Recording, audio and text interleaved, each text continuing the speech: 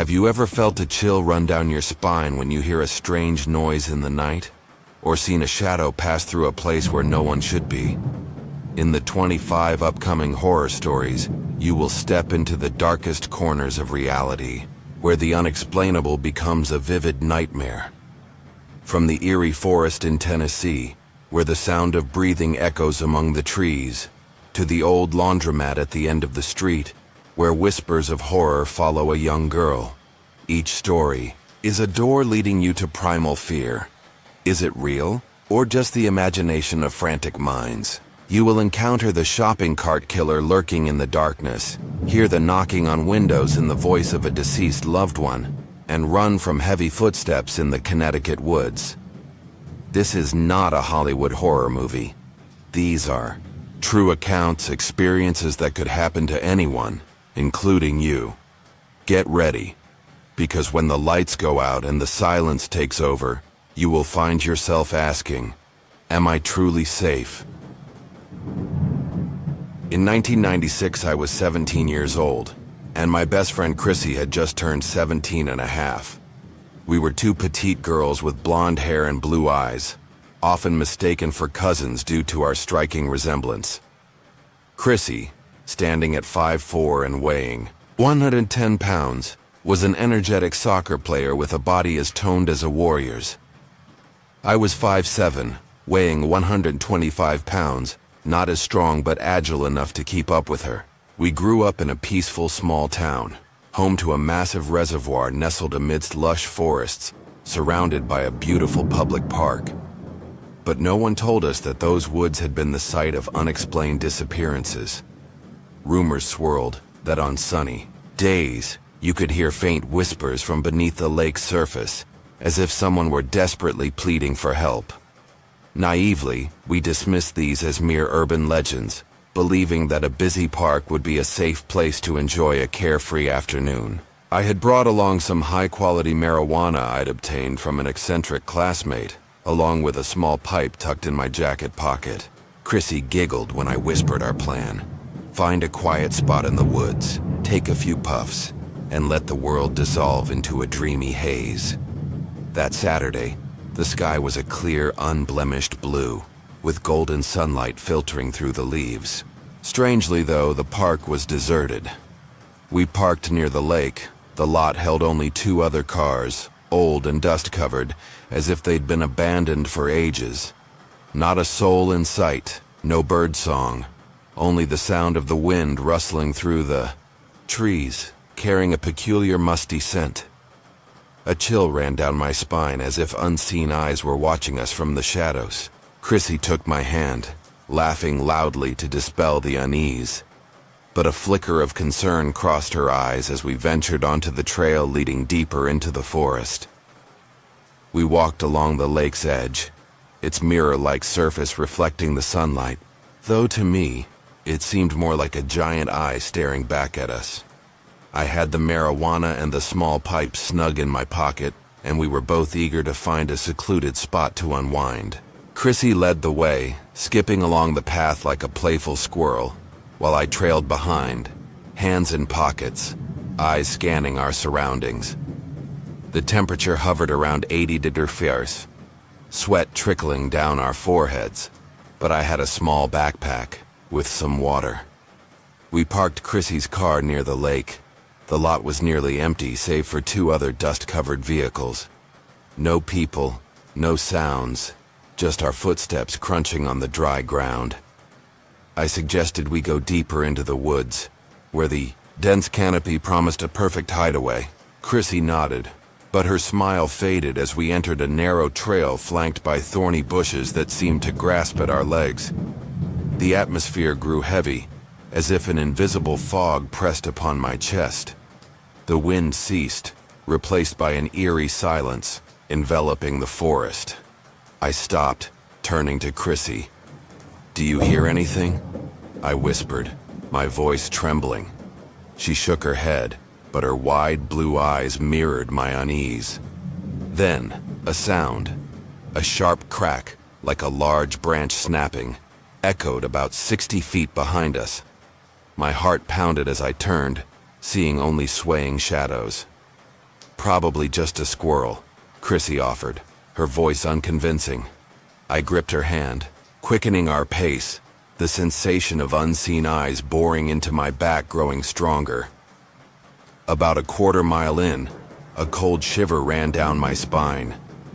I halted, looking at Chrissy and whispering, "Hey, do you feel something strange?" The silence was deafening. No chirping crickets, no croaking frogs, just a tomb-like stillness. Chrissy nodded, fear flickering in her eyes. "Yeah, I feel it too," she replied, her voice shaky. Then the rustling of dry leaves sounded about 60 feet behind us, slightly to the left. I spun around, peering into the darkness, but saw only motionless trees. We pressed on, hearts racing, each step accompanied by another sound, closer and clearer. The rustling had morphed into heavy footsteps, as if someone were deliberately trailing us. "Do you hear that?"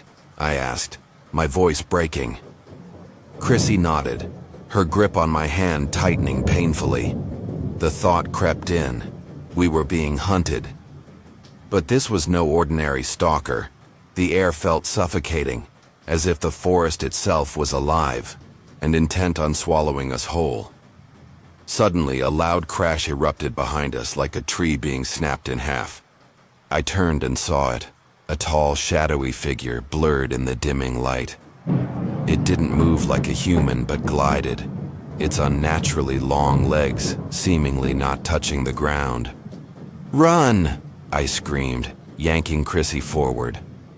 We stumbled over roots, branches scratching our legs, but adrenaline numbed the pain. The footsteps behind us grew louder, accompanied by deep, hollow breaths, like a ravenous beast closing in. The trail led to a clearing with a 12-foot-high boulder, an old rope securely fastened for climbing. "Up there!" I shouted, pushing Chrissy to ascend first. She grasped the rope, hands trembling. As I stood guard, eyes locked on the approaching figure. It halted at the clearing's edge, about 20 feet away. Now I saw it clearly.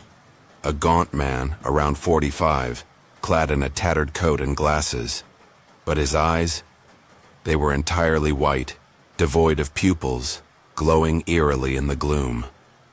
He tilted his head, a crooked smile spreading across his face, and slowly advanced toward the rope. I screamed to Chrissy, "We have to get to the top of that rock, need higher ground." She nodded, scrambling up the frayed rope as I followed close, behind. We climbed frantically, fingers gripping tightly, feet slipping on the rough stone. Reaching the summit, I glanced back and saw him, the 45-year-old man, thin in a ragged coat and glasses, standing 20 feet away with that chilling, empty gaze I'll never forget. But now, in the twilight, I realized he was no longer human. His skin was pale, almost translucent, revealing dark, twisting veins beneath. "Stay away!" I shouted, my voice cracking with panic. He didn't respond, only tilted his head further, his grotesque grin widening to reveal sharp, animal-like teeth.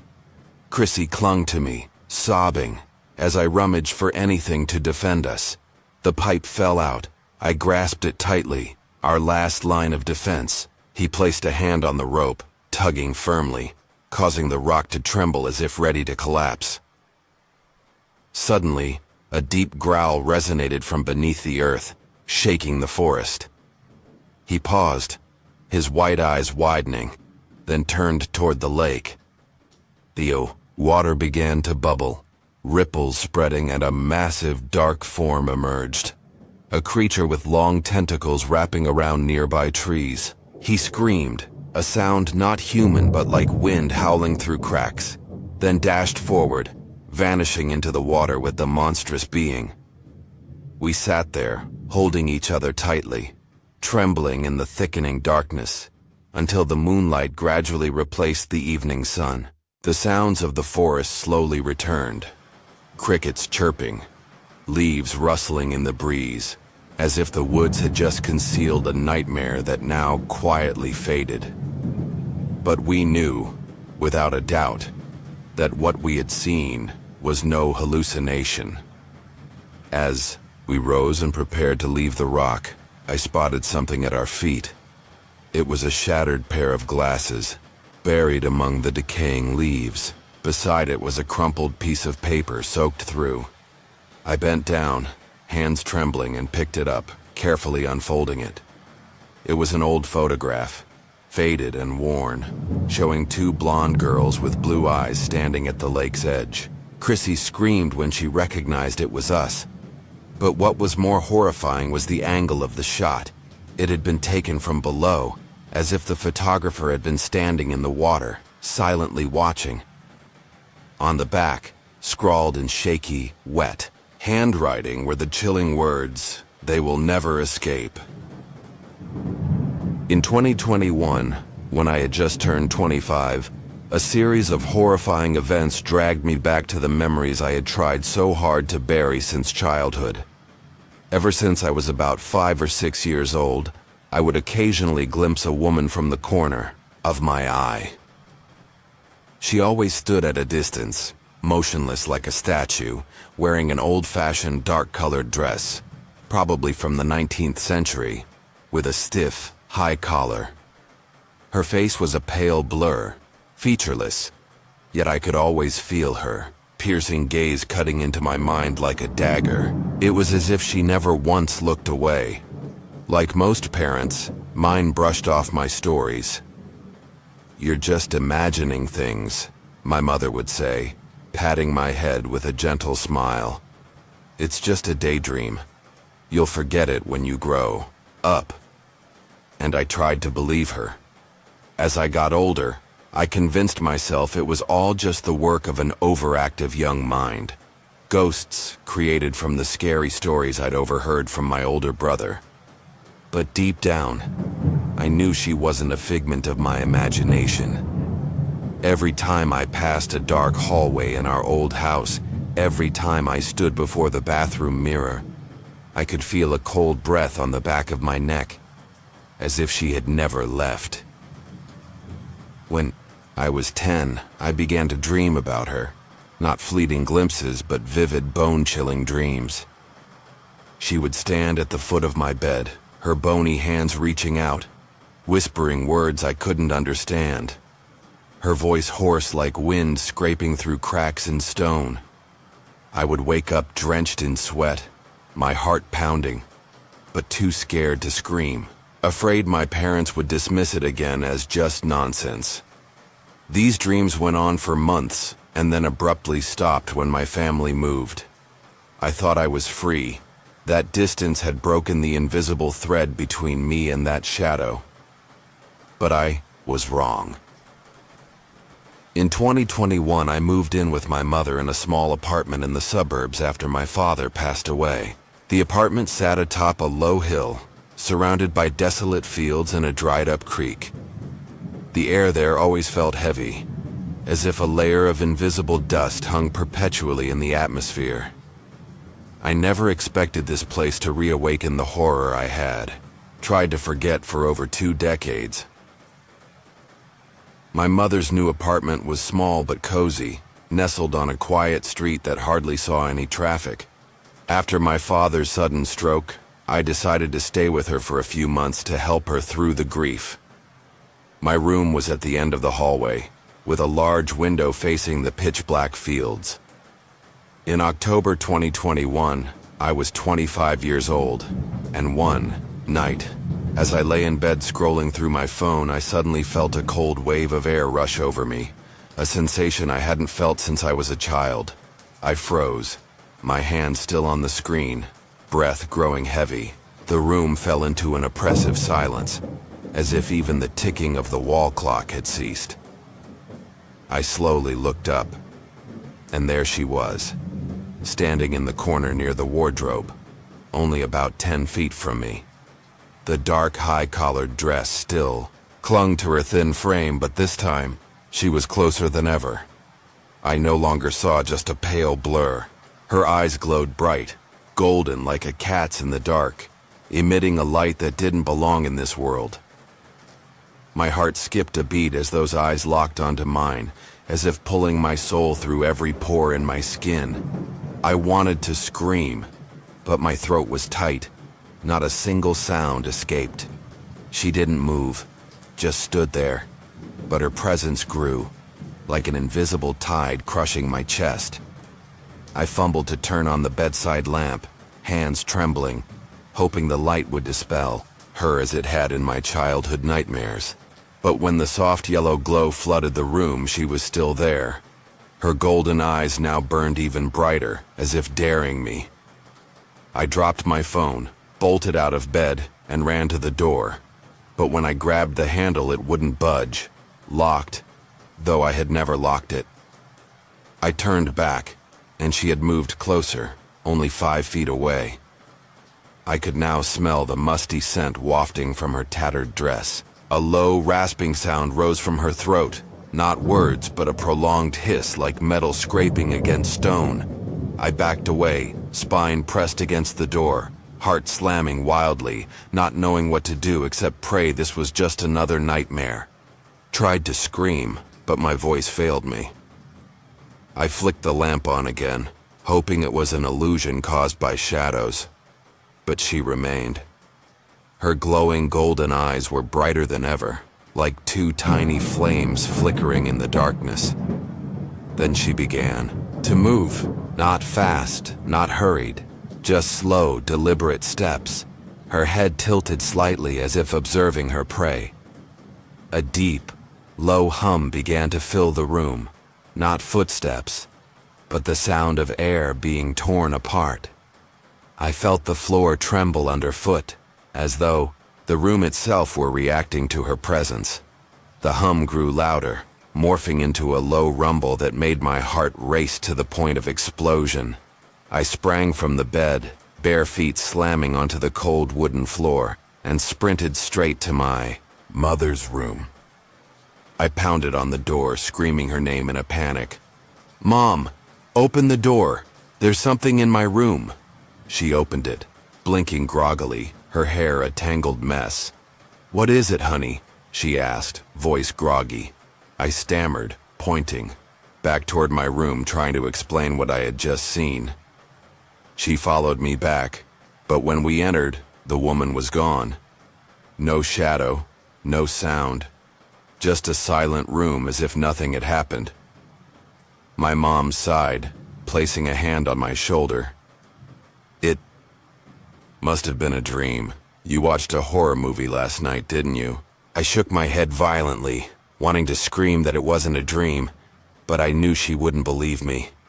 I returned to bed, but sleep never came.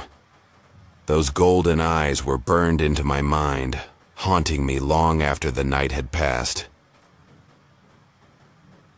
The next morning, I decided to investigate. I searched the apartment, hoping to find something that could explain her appearance. In the damp basement, I discovered an old wooden chest, its rusty lock long broken.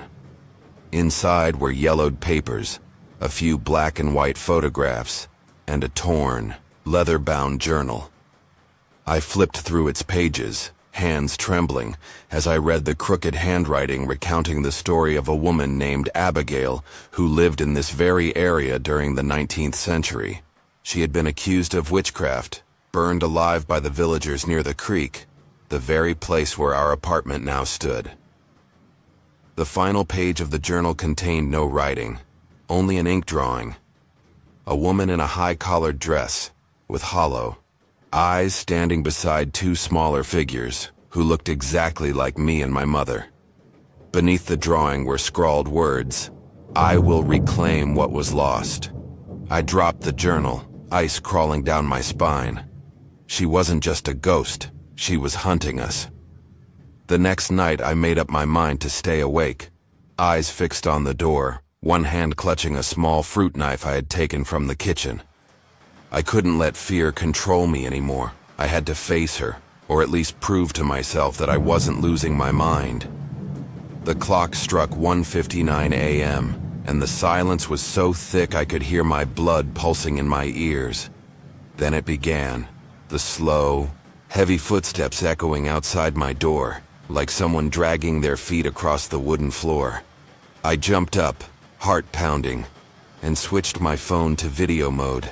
The footsteps stopped directly in front of my door, and an icy wind seeped in through the crack beneath it, even though no windows were open.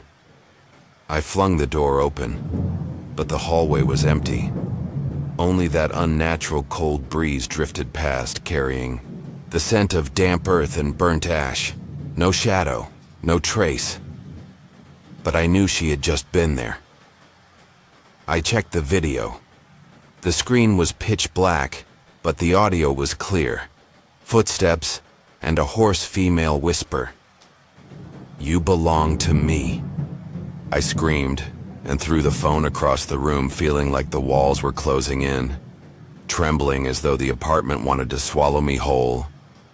That night, I ran to my mother's room and slept on the floor beside her bed, not daring to return to mine. After that, I never saw her again, no golden eyes, no footsteps. But every time I closed my eyes, I could still feel her gaze, cold, unrelenting, waiting. A few weeks later, my mother decided to sell the apartment. While packing, I found something beneath my bed, a weathered silver ring engraved with the letter A, its surface scratched as if clawed by fingernails. I didn't tell my mom. I quietly took it and tossed it into the dried-up creek behind the house, praying that Abigail would remain there forever. But on our final night before moving out, I woke at 3 a.m. to the sound of trickling water. Though the creek had been dry for decades, I pulled the curtain aside and looked out. In the moonlight, I saw her silhouette standing there, golden eyes glowing, one hand outstretched toward me. She said nothing, but I heard her voice clearly in my mind. "I will wait for you, this life or the next." I shut the curtain and buried my face in my hands, trembling. No matter how far I run, I know now, Abigail will never let me go. This happened when I was a child, around 11 to 14 years old, so some details have become blurry in my memory. I grew up in a small town deep in a valley, where sunlight rarely pierced through the dense canopy of trees. I struggled with depression from a young age, a hollow feeling that clung to me like a shadow, often leaving me curled up in my tiny room, distant from the laughter of other children. My bedroom was on the second floor of our house, with a window that overlooked the backyard, where a massive oak tree stood tall, its thick branches stretching out like arms into the darkness. Our house was old. The wooden walls creaked whenever the wind blew, and villagers often whispered eerie stories about a family who once lived there and vanished without a trace after a stormy night. I never really believed them, thinking it was just a way to scare kids. But then, on a cold winter night, everything changed. I woke to the sound of knocking on my window, 3 slow, deliberate taps, as if someone was counting down. Yet outside there was only the oak tree and an empty yard. I pulled back the curtain, and in the pale moonlight I saw a pale white hand gripping a tree branch, its long fingernails scraping against the glass. That night, I jolted awake, my body drenched in cold sweat, even though the window was tightly shut. The room was pitch dark, except for the weak moonlight streaming through the curtains. As I opened my eyes, I saw faint shadowy figures in my room, indistinct, like drifting smoke, but humanoid in form, with abnormally long arms and bowed heads. They stood still, scattered around the room, but my gaze was drawn to one figure in particular, the one I came to call the tall man. He was monstrously tall, perhaps 7 feet, always standing by the wardrobe, motionless, staring directly at me. His head tilted awkwardly, as if broken, and though I couldn't see his face, I felt the piercing intensity of his invisible eyes. Then came a soft, rasping sound, not the wind, but like bones grinding together, from his direction. I curled, into myself as his shadow stretched, slithering up the wall, his twisted head reaching toward the ceiling like it was trying to touch me.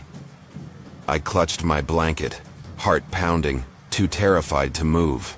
The other figures began to shift, slowly gliding across the floor without making a sound, like trapped souls. But the tall man remained still, and I swear, I heard a whisper. "You cannot escape." These appearances didn't happen just one night. I saw them almost every night, especially the tall man, his presence constant like a curse. I was so scared I didn't dare close my eyes, often staying up late, eyes glued to the wardrobe door, but that never stopped them. I told my parents, my voice trembling as I described the shadows and the tall man's chilling stare. They told me it was just my depression, that I was imagining things. I tried to believe them, tried to convince myself it was all in my head, but one night, it went too far. I was sitting on my bed hugging my pillow when the tall man began to walk, no longer gliding, but taking heavy, deliberate steps, the floorboards trembling beneath him. He stopped beside me, bent down, and I could smell damp earth rising from his body. A pitch-black hand with nails curved like sickles touched my shoulder, ice cold like frozen steel. "You are mine," he whispered, his hoarse voice echoing straight into my mind. I screamed, bolted from the room, and tumbled down the stairs, only catching the sound of deep, guttural laughter trailing behind me. After that night, it all stopped. I didn't see them anymore. No tall man, no shadows. My room returned to normal as if nothing had ever happened. I began to wonder if it had all just been in my mind. But a few days later, while my mother was cleaning out the wardrobe, she found an old scrap of paper, a handwritten note in shaky penmanship. "Don't leave. We need you." On the final night before we moved out, I looked out at the oak tree, and there he was. The tall man stood beneath it, his glowing red eyes revealed for the first time, holding that very same note in his hand. He smiled, and I heard my own scream echo from the ground below, even though my mouth never opened. This happened when I was a child, around 11 to 14 years old, so some details have become blurry in my memory. I grew up in a small town deep in a valley, where sunlight rarely pierced through the dense canopy of trees. I struggled with depression.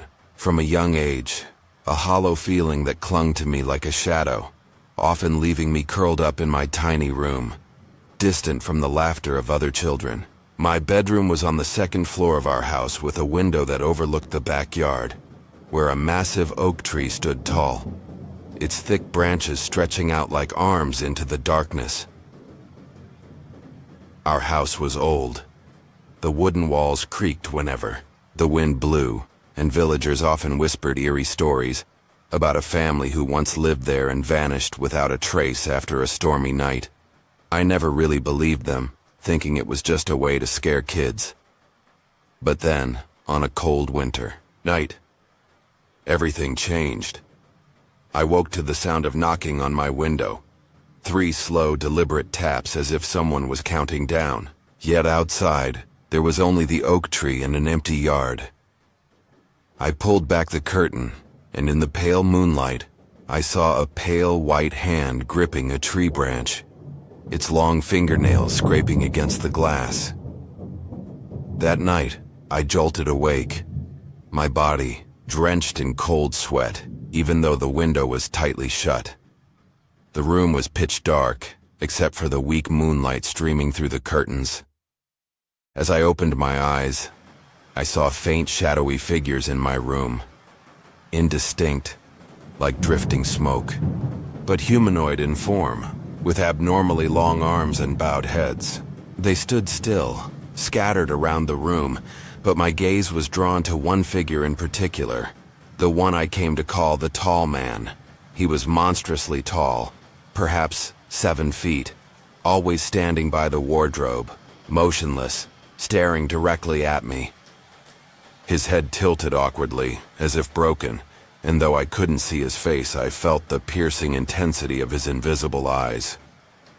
Then came a soft, rasping sound, not the wind, but like bones grinding together, from his direction. I curled into myself as his shadow stretched, slithering up the wall, his twisted head reaching toward the ceiling like it was trying to touch me. I clutched my blanket, heart pounding, too terrified to move. The other figures began to shift, slowly gliding across the floor without making a sound, like trapped souls. But the tall man remained still, and I swear I heard a whisper. "You cannot escape." These appearances didn't happen just one night. I saw them almost every night, especially the tall man, his presence constant like a curse. I was so scared I didn't dare close my eyes, often staying up late, eyes glued to the wardrobe door. But that never stopped them. I told my parents, my voice trembling as I described the shadows and the tall man's chilling stare. They told me it was just my depression, that I was imagining things. I tried to believe them, tried to convince myself it was all in my head, but one night it went too far. I was sitting on my bed hugging my pillow when the tall man began to walk, no longer gliding but taking heavy, deliberate steps, the floorboards trembling beneath him. He stopped beside me, bent down, and I could smell damp earth rising from his body. A pitch-black hand with nails curved like sickles touched my shoulder, ice cold like frozen steel. "You are mine," he whispered, his hoarse voice echoing straight into my mind. I screamed, bolted from the room, and tumbled down the stairs, only catching the sound of deep, guttural laughter trailing behind me. After that night, it all stopped. I didn't see them anymore. No tall man, no shadows. My room returned to normal, as if nothing had ever happened. I began to wonder if it had all just been in my mind. But a few days later, while my mother was cleaning out the wardrobe, she found an old scrap of paper, a handwritten note in shaky penmanship. "Don't leave. We need you." On the final night before we moved out, I looked out at the oak tree, and there he was. The tall man stood beneath it, his glowing red eyes revealed for the first time, holding that very same note in his hand. He smiled, and I heard my own scream echo from the ground below, even though my mouth never opened. Laughing, the knocking on the trunk, the Mustang's headlights flaring. But near the end, something new appeared, movement among the trees. A shape, tall, thin, gliding, not walking, across the forest floor like it wasn't bound by gravity. Then the screen glitched, and from the phone speaker, a distorted voice rasped, "I am still here." Even though the phone was not connected to anything, Sarah screamed and threw the phone to the ground. Its screen shattered on impact.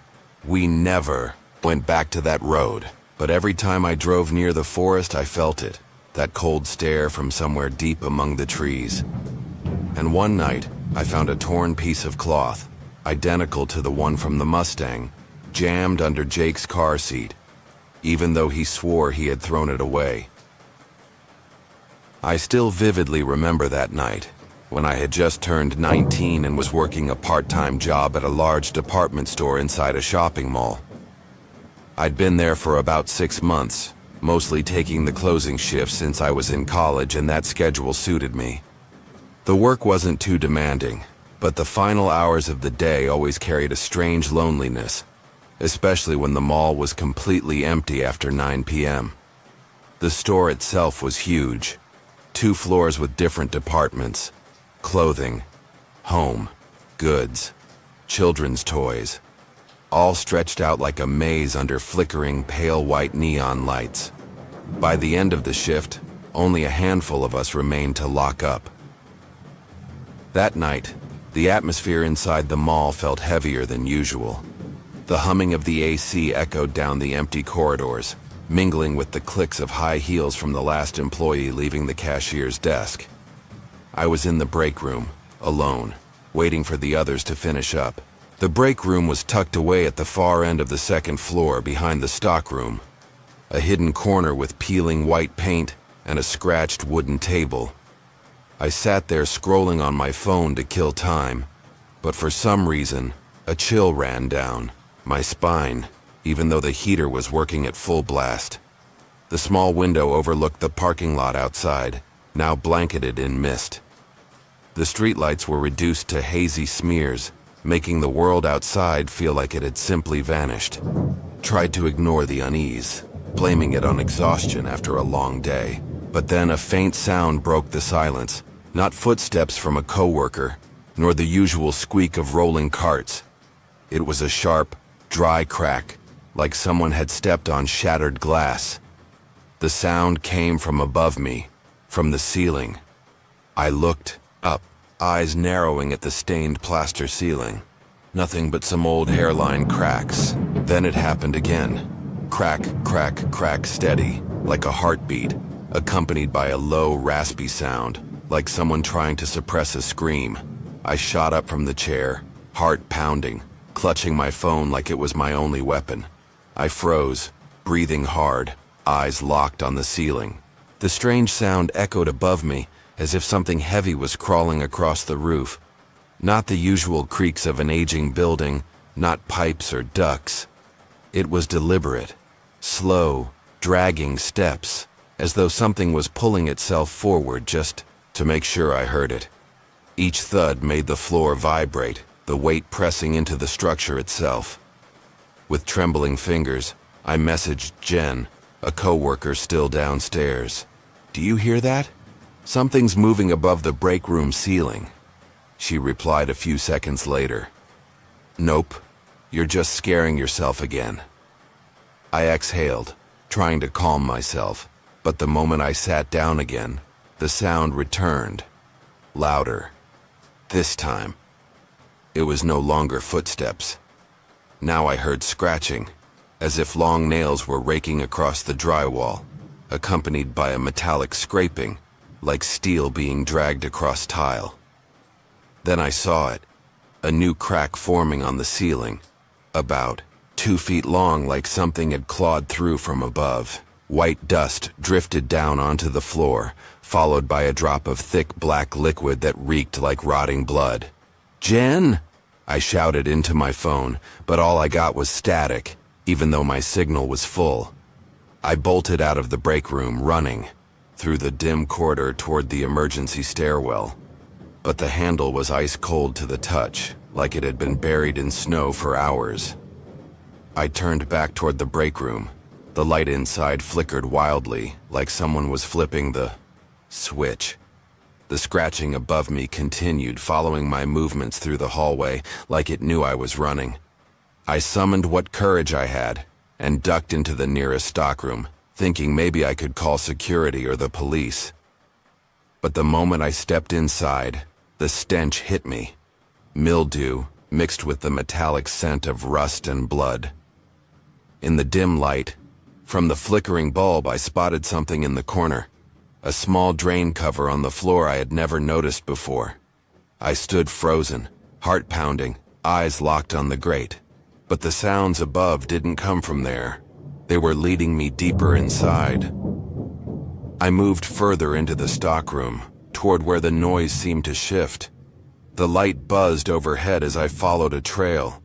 Deep, jagged scratches in the concrete. Not from carts. These looked like claw marks, dragged along the ground by something big. They led upward, to a ceiling hatch I'd never seen before, hidden behind a shelf, covered in cobwebs and dust, like it hadn't been touched in decades. I dragged an old aluminum ladder over and placed it beneath the hatch, hands shaking as I climbed. Each rung creaked under my weight, and the metallic tang in the air grew stronger as I neared the ceiling. I pushed open the hatch and peeked inside, into a black icy void. I turned on my phone's flashlight, scanning the space, and then I saw them. Two glowing eyes, not golden, not green, but a milky, fish belly white. They stared back at me from the far corner of the crawl space. The scratching stopped. In its place, I heard deep, labored breathing, like a beast catching the scent of prey. I screamed, slipped, and fell off the ladder. The hatch slammed shut above me with a deafening bang. I scrambled to my feet and sprinted for the door. But when I opened it, the hallway outside was no longer the mall. It stretched into endless darkness, with peeling walls streaked in dried blood. I staggered forward, panic blurring my vision, not daring to look back. And then, just like that, it vanished. I was back in the familiar corridor of the shopping mall, but the lights were off, and only the emergency exit signs offered a faint red glow. I didn't sleep that night. The image of those pale eyes and that feral breath haunted me like a nightmare stuck on repeat. The next morning, I told the manager everything. A stern, skeptical man in his 50s, he chuckled and said, "I just needed rest. That night shifts messed with your head." But when I insisted, he agreed, reluctantly, to check. We returned to the stockroom with a large flashlight and a long pole to open the hatch. He climbed up and said there was nothing, just old insulation and dust. But as he descended the ladder, I noticed his hand trembling. He wouldn't meet my gaze. I climbed up to see for myself, and when I looked closely, I saw the claw marks around the hatch, deeper than the ones on the floor, as if something had gripped the ceiling and dragged itself along. A torn scrap of fabric hung from the edge, soaked in that same foul black liquid. That night, I dreamed of being dragged into that crawl space. The white eyes hovered inches from my face, and a gravelly voice whispered, "You opened the door for me." I woke up screaming, sweat-drenched, and saw red scratch marks on my arm, though I lived alone. I quit my job a week later and never went back. But a few months later, Jen called me, her voice trembling over the phone. "There's something in the stockroom. It's calling your name." I checked the local news. A short article reported that a new employee had gone missing after a night shift. The only thing left behind was a shattered phone found inside the stockroom. This happened when I was 22, right after I moved to a remote rural area in Alabama with my then girlfriend, now my wife, Emily. We had just rented an old, weathered house. Looking back, I wish we hadn't rushed that decision. The house sat on the outskirts of town, and the rent was suspiciously cheap, something we should have seen as a warning sign. But back then, it felt like a dream, a quiet escape from the bustle of city life, with plenty of space to start our new chapter together.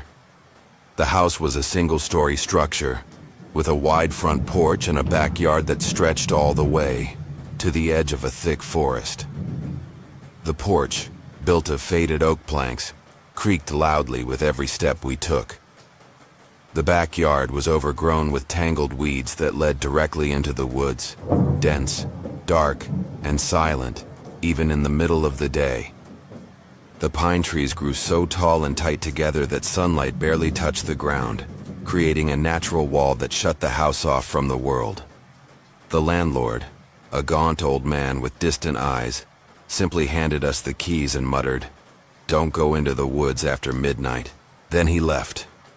No further explanation. We laughed it off, assuming he was just trying to scare a couple of city kids. But on our very first night, I felt something was wrong. The air was heavy, as if someone was standing out on the porch, staring, and even though we had drawn the curtains tight. Around midnight, I woke to a sound, not at the door but from beneath the floor, right under our bed. It was a knocking, like someone was rapping their knuckles from under the ground. The next morning, I told Emily about it, but she brushed it off, saying I must have dreamt it. She hadn't heard anything. But there was something else we couldn't ignore. A foul, rotting smell had started seeping into the house. It wasn't coming from the kitchen or the trash. It was rising from the crawl space beneath the floor. The stench was so overpowering that I had to pinch my nose shut, and Emily nearly vomited just passing through the living room. That same day, we decided to check it out.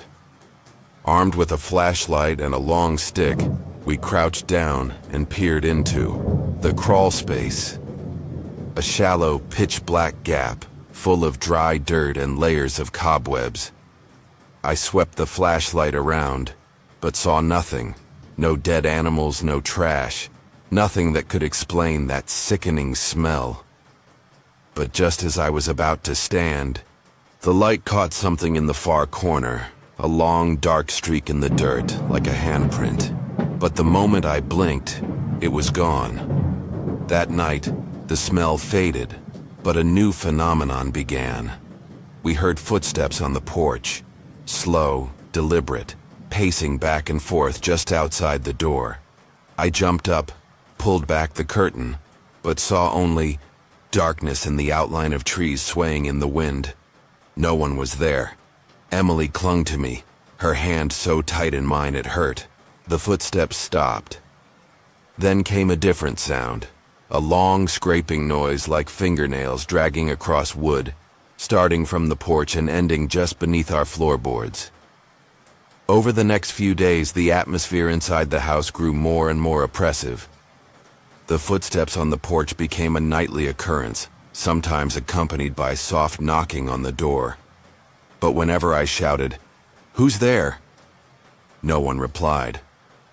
Then one night while we were sleeping, Emily shook me awake, pale and trembling.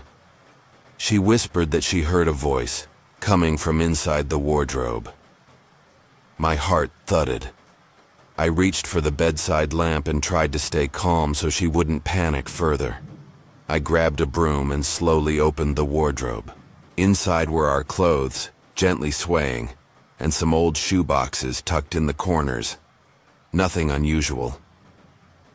I turned to tell her it was probably just her imagination, but then a cold gust of air swept across me, raising every hair on my body. I froze. The whispering grew louder, like someone was murmuring right into my ear. Not a clear voice, but hoarse, broken syllables, distorted like wind being forced into words. "Stay. Stay." I slammed the wardrobe shut, but the whisper didn't stop. It echoed around the room, now clearer, deeper. "You can't leave." Then, the mirror across from the bed shattered. Glass shards flew everywhere. One embedded itself into the wall inches from Emily's head. She screamed, clutching me tightly, and from beneath the floor the knocking returned, louder, now like hammering, shaking the entire house. We bolted out of the room, down the hallway, but the front door wouldn't open. The lock was jammed tight, even though I had the key. That was the final straw. We packed our things and moved out a week later, not daring to glance at the wardrobe or that cursed crawl space again. Before leaving, I decided to speak with the neighbors, hoping to learn what was really going on. A frail old woman who lived a few houses down, with tangled white hair and a trembling voice, told me a story. She said the house once belonged to a man who vanished years ago. He lived alone, never spoke much. One day he simply disappeared. No suitcase, no goodbye. Just gone. No one knows what happened to him. But people still hear things at night. Footsteps, knocking, and sometimes a whisper calling out to passers-by. She stared at me with glassy eyes and added, "You're not the first to leave. It never lets anyone stay for long." A few months later, I got a message from the new tenant. Just a single line. "Did you leave something under the floor? It's knocking." I looked up photos of the house online, and in the far corner of the backyard under the pine tree, I saw a figure standing there. Its eyes, milky white, glowing faintly in the dark. This happened when I was 25, during a business trip to Ohio. I was never much of a traveler, but work forced me to leave the familiar city and head to a small roadside town. I checked into an old run-down hotel. Nothing fancy, just a cheap place off the highway. The building wore the stains of time. Peeling paint exposed gray bricks beneath, and a faint musty smell hung in the air the moment I stepped through the front door. The hotel had 3 floors, and I was assigned a room on the top floor. Room 312. The receptionist, a tired-looking middle-aged man with a forced smile, handed me the key and muttered, "Elevator's been out for a while." So I lugged my suitcase up the creaking stairs. The 3rd floor greeted me with a long, narrow hallway, dimly lit by flickering fluorescent lights that cast dancing shadows on the stained, worn carpet. That first night, I noticed something odd. The hallway felt strangely empty. Earlier that evening, I had seen several people checking in: a young couple, a man in a suit, and an elderly woman in a red knit hat. But now, not a single sound. No footsteps, no voices. It was like they had vanished. Room 312 was small. A single bed, a warped wooden desk, and a large mirror on the wall opposite the window. The window faced the highway, but heavy fog had rolled in, muting everything outside. Only blurred streaks of car lights passed occasionally. I shrugged off my coat, ready to rest after a long day, but the room was cold, unnaturally cold, even though the heater was on. Then I heard it, a soft click from the door. Not the lock, but like someone tapping a fingernail against the wood. I turned quickly, heart skipping. The door remained closed, but through the gap beneath it I saw a faint shadow slide past, like someone walking barefoot outside. By the second night, I stopped telling myself it was imagination. After another long day of meetings, I returned to 312, exhausted but restless. The hallway was silent again, too silent, though I heard water running in a bathroom on the floor below while passing the stairwell. Inside my room, the light flickered when I switched it on, buzzing with a dry snap before finally stabilizing. I sat on the bed and took off my shoes when I heard it. Footsteps. Light, slow, bare feet padding softly on carpet, coming from just outside the door. I froze, then crept over and pressed my ear to it. The steps stopped. Instead, I heard a breath. Long, quiet sigh, right against the other side of the door. I hesitated, then flung the door open. At the end of the hallway stood a woman. She was tall, wearing a long white dress tattered at the edges, like it hadn't been washed in years. Her black hair hung messily over her face, but I felt her eyes beneath it, staring directly at me. She didn't move. The light above her flickered, casting her form in pulses of light and shadow like a glitching film reel. I blinked. And she was gone. I slammed the door, chest heaving. I told myself I was just tired. I had to be. But when I turned back toward the bed, the mirror caught something, a flash of white drifting past the 3rd floor window. There's no balcony, no walkway, just, the fog. Then I heard a giggle, soft, high-pitched, inside the room, behind me. I spun around. No one. But the mirror trembled, and for a split second I saw her face reflected in it. Pale, hollow, eyes pitch black, smiling with jagged teeth. I couldn't pretend anymore. I locked the door, turned every light on, and lay in bed wide-eyed. But I still felt watched, like someone stood outside the window though I was on the top floor. I kept my eyes shut, trying to will sleep. But then a sound began. A lullaby. Soft, haunting, sung in a language I didn't recognize. I bolted upright, drenched in sweat. The song came from the bathroom.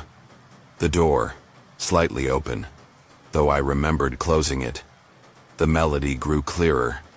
Not English, not even anything human. It was like whispers twisted into notes distorted by time and water. I approached, hand trembling, and pushed the door open. The woman was there, standing in front of the mirror, brushing her hair. She turned, her eyes, completely black. No sclera, no iris, just empty holes that devoured light. The dress floated just above the ground, and her hand, clutching the brush, was shaking, claws visible under rotting nails. She stopped singing and whispered in a raspy, brittle voice, "You see me." The mirror behind her shattered, glass raining down like falling stars, and in every shard, a version of her, dozens of them, all staring at me, all smiling. I screamed, bolted out of the room barefoot and in my pajamas, wallet in hand, nothing else. Ran to the front desk, barefoot on the cold tile floor, gasping for air, shouting incoherently. The same man was there. He didn't flinch, just looked up at me through his foggy glasses and said calmly, "Yeah, some guests see her. She's harmless." Harmless? Lost it. She was in my room looking at me. He shrugged and handed me a receipt. No charge for early checkout. I left the next morning, never returning to room 312, not even to collect my suitcase or laptop. A week later, back in the safety of my apartment, I started digging. I found old newspaper clippings about a woman who committed suicide in room 312 in the 1970s. An unknown singer. She hanged herself in the bathroom after her lover left her. There was a grainy photo. Black hair, white dress, identical to what I'd seen. Then I found a hidden online forum. Former guests had shared similar stories. They said they'd seen her, heard her song in their dreams. One user said he'd found black fingerprints on his luggage after leaving. I checked my email. In my spam folder, time-stamped the night I fled. "You saw me, don't forget." I deleted it. But when I close my eyes, I still hear the lullaby echoing in my head. This happened when I was 27, living in a small city where life moved slowly and most people recognized each other's faces. I wasn't the social type, but I found peace in my nightly runs. Near my apartment was a large park, green, quiet, with tall trees surrounding winding stone paths. At its center was a still pond, whose surface often mirrored the moon on clear nights. The scene was both beautiful and eerily calm.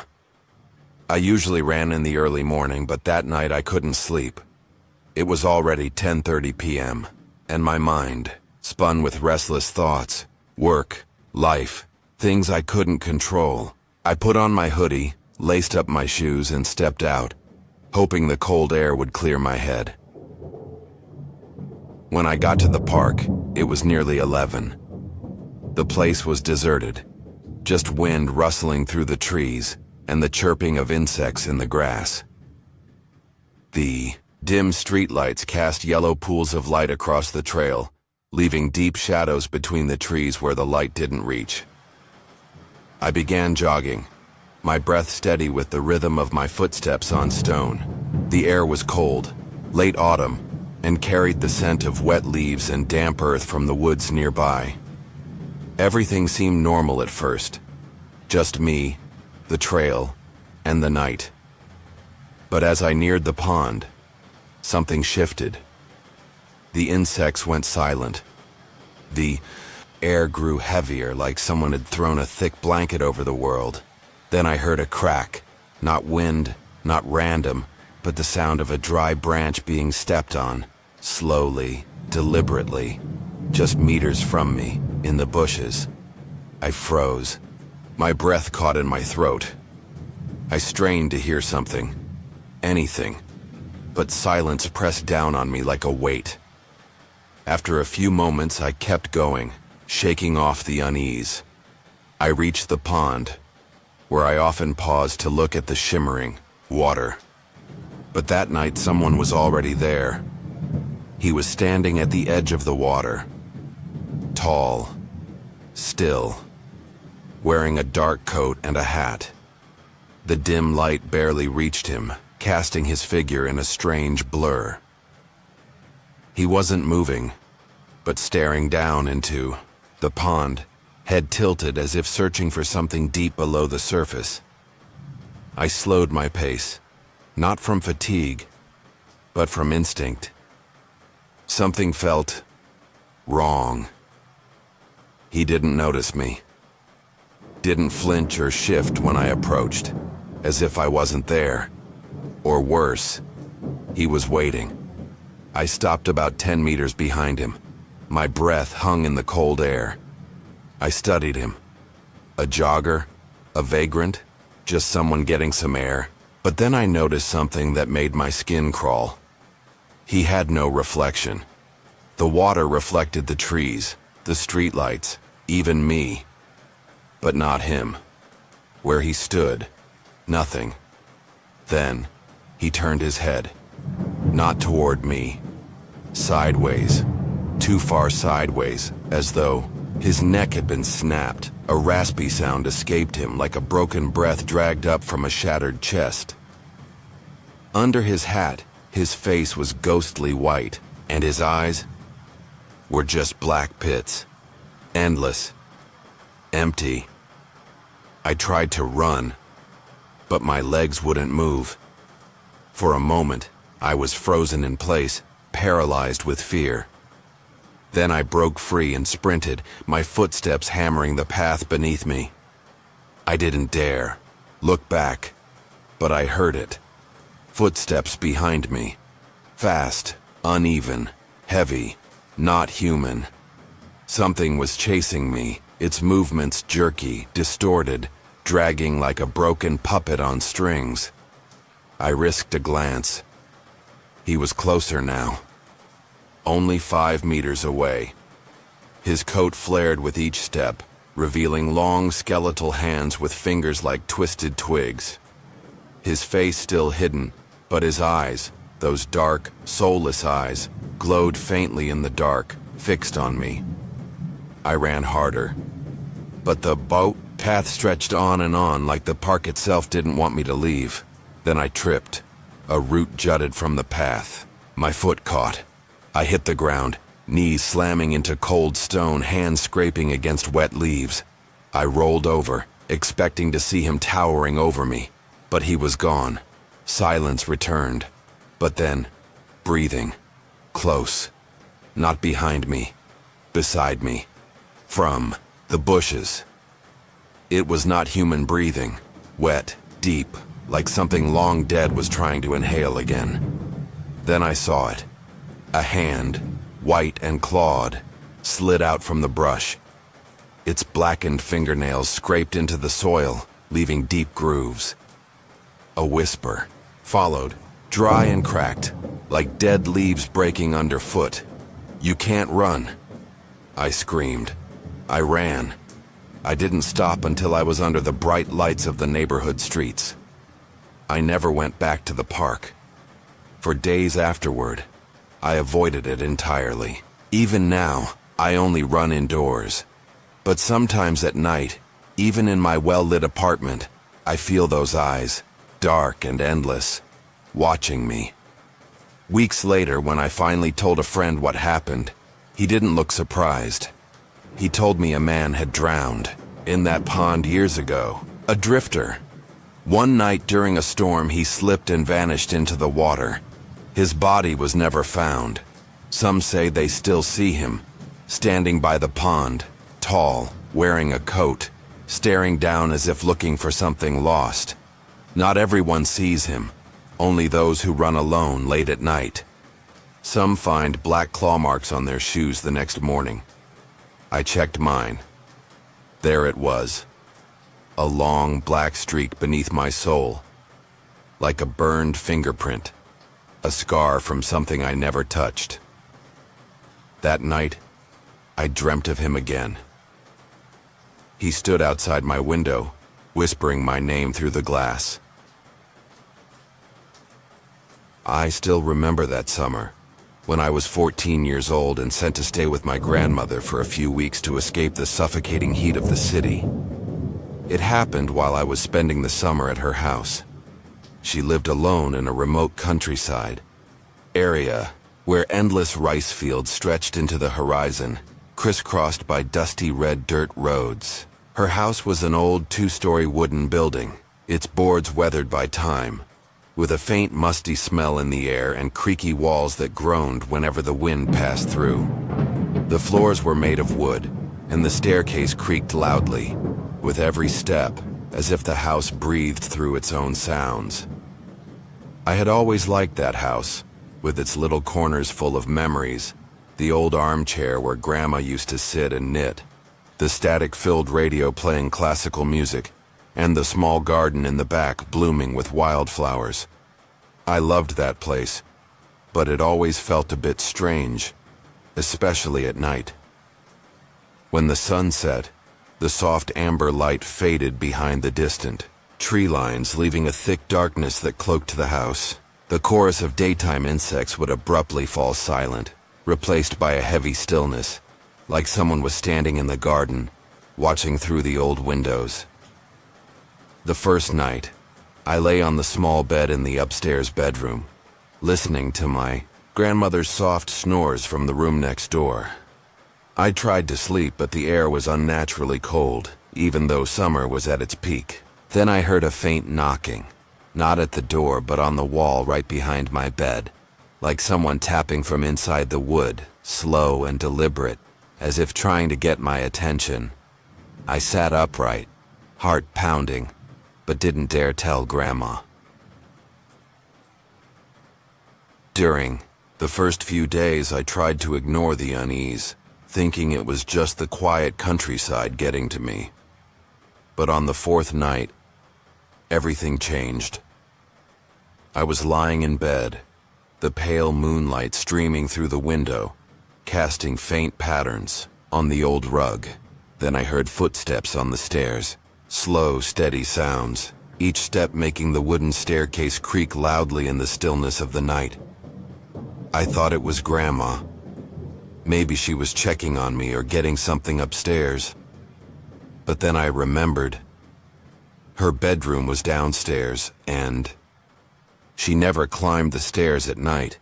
She once said the stairs hurt her legs, and she preferred sleeping near the kitchen for easy access to tea in the morning. I sat up, straining to listen, hoping it was just the wind or wood settling. I cracked open the door and peeked out, but saw nothing.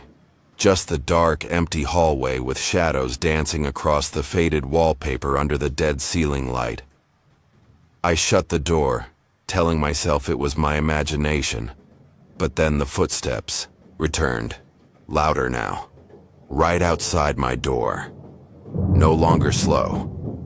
These were heavy, purposeful, like someone was standing just inches from the door, their shoes touching the wood. I gripped the blanket, barely breathing, eyes fixed on the gap beneath, the door where moonlight spilled in. Then I saw it. A thin shadow passed across the floor, not shaped like a foot, but more like a wisp of smoke, accompanied by a faint hissing, like someone whispering through thick wood. I screamed, calling for Grandma, but no answer came from downstairs. After that night, I could no longer sleep peacefully. I told Grandma the next morning, but she just laughed, saying it must have been mice running across the ceiling. I wanted to believe her, but I caught a flash of worry in her eyes as she turned away. The following night, I saw a shadow move across my bedroom wall, like someone walking past the window. It was tall, slender, with faint outlines, gliding from left to right, clearly projected onto the white wall by the moonlight. I froze, my heart thudding. My room was on the second floor with no balcony or walkway. There was no way anyone could be outside the window. Gathering all my courage, I drew back the curtain and looked out into the dark garden below. I saw nothing, just motionless bushes swaying in the soft wind and the dense darkness of the distant fields. I sighed in relief, about to close the curtain, when a voice made me go cold. A whisper of my name from inside the room. Not from the window, not from the hallway. It came from the corner, near Grandma's old wardrobe, hoarse and chilling. Tommy. I turned around and the shadow on the wall was no longer vague. It stood still, tall, with unnaturally long arms drooping to the floor. Then the wardrobe door creaked open, untouched by any hand, and from the darkness, a pale hand reached out, black nails clawing the wood, leaving deep gouges. The voice returned, closer this time. "Tommy, stay," I screamed, bolted out of the room and tumbled down the stairs, tripping over the last step. I landed hard at the bottom, my knee throbbing in pain, but I didn't care. I just wanted out of that house. Grandma heard my screams and ran from the kitchen, her wrinkled face twisted in concern.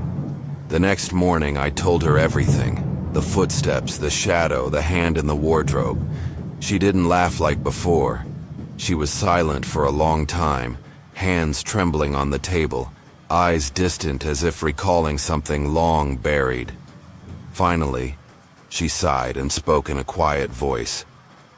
"This house used to belong to my brother. He passed away in his sleep upstairs many years ago." She said no more, but I saw her eyes redden as she turned away.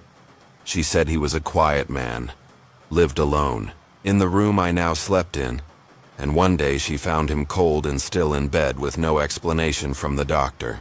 I asked if he ever did anything strange, but she only shook her head and whispered, "Maybe he never wanted to leave." I left Grandma's house a few days later, but before I went I looked up at my bedroom window and saw a faint face, not Grandma's, but that of a man with milky white eyes watching me. When I got home, I found a piece of paper in my suitcase, not mine, with a messy scrawl, "Don't come back, Tommy." I didn't stay long after that, and every time I think of that house, I still hear that whisper in my mind. When I was a child, my family lived in an old run-down house standing alone in the middle of a desolate field, where cold winds blew through like whispers from some distant realm. I never felt comfortable in that house. There was always a sense of being watched by unseen eyes hiding in the shadows. The house wasn't just old and stained with peeling walls. It carried a strange scent, a mixture of damp earth and something foul, as if something was rotting beneath the decaying wooden floorboards. Every night, I curled up in bed, listening to the wind howl through the cracks. But sometimes, I swear I heard breathing, slow, heavy, right next to my ear. I refused to sleep in my own room because of the overwhelming fear, a feeling I couldn't explain. One night, with the pale moonlight filtering through the window, I saw the shadow of a bony hand appear on the wall. Not mine, and not anyone else's in the house. It moved slowly, as if beckoning me outside, into the cold night, where no one would hear me scream. The unease didn't affect just me, it seeped into the animals too. My dogs often barked and growled at empty corners, sometimes standing protectively in front of me at night, as if guarding me from something. But what exactly? I could never tell. Once, while I was sitting in the living room, I heard the soft scraping of claws on the wooden floor coming from the pitch-black hallway. I thought it was the dogs, but when I turned around, both of them were huddled in the corner, trembling, eyes wide as they stared into the dark. The scraping sound continued, steady, rhythmic like a heartbeat, until I felt my own heart nearly stop from the fear. That night, I gathered all the courage I had and looked down the hallway. In the dim light of a night lamp, I saw a thick black liquid seeping from under my bedroom door. It gave off a horrible stench, like blood mixed with wet earth. I screamed, but by the time my mother arrived, The liquid had vanished, leaving nothing behind but confusion and terror. Everything reached its peak on a gloomy afternoon when I was 9. I was playing with toys on the living room floor, while my grandmother napped in a nearby chair. Outside, rain began to fall, the heavy drops pounding against the windows like they wanted to break through the glass. I heard slow footsteps in the hallway, not the dogs, not a family member, but something heavy, dragging. I turned and saw a tall black shadow moving from the hallway, across the living room, and disappearing through the side door that led to the porch. But the most horrifying part was what I found outside when I ran into the backyard to look for the dogs. They weren't there. Instead, I saw massive, deep footprints in the wet earth. They didn't look human. They looked like the clawed prints of some enormous beast. That night, as I hid in the living room, a knocking sound echoed. Not from the front door, but from the low window right behind me. I turned slowly, and through the curtain of rain, I saw a pale face, eyeless, pressed against the glass, smiling with razor-sharp teeth. It kept knocking. 1, 2, 3. Slow and steady, like a countdown. After that, I never felt safe again. Not anywhere in that house. I started sleeping in the living room, where it felt less terrifying than my bedroom.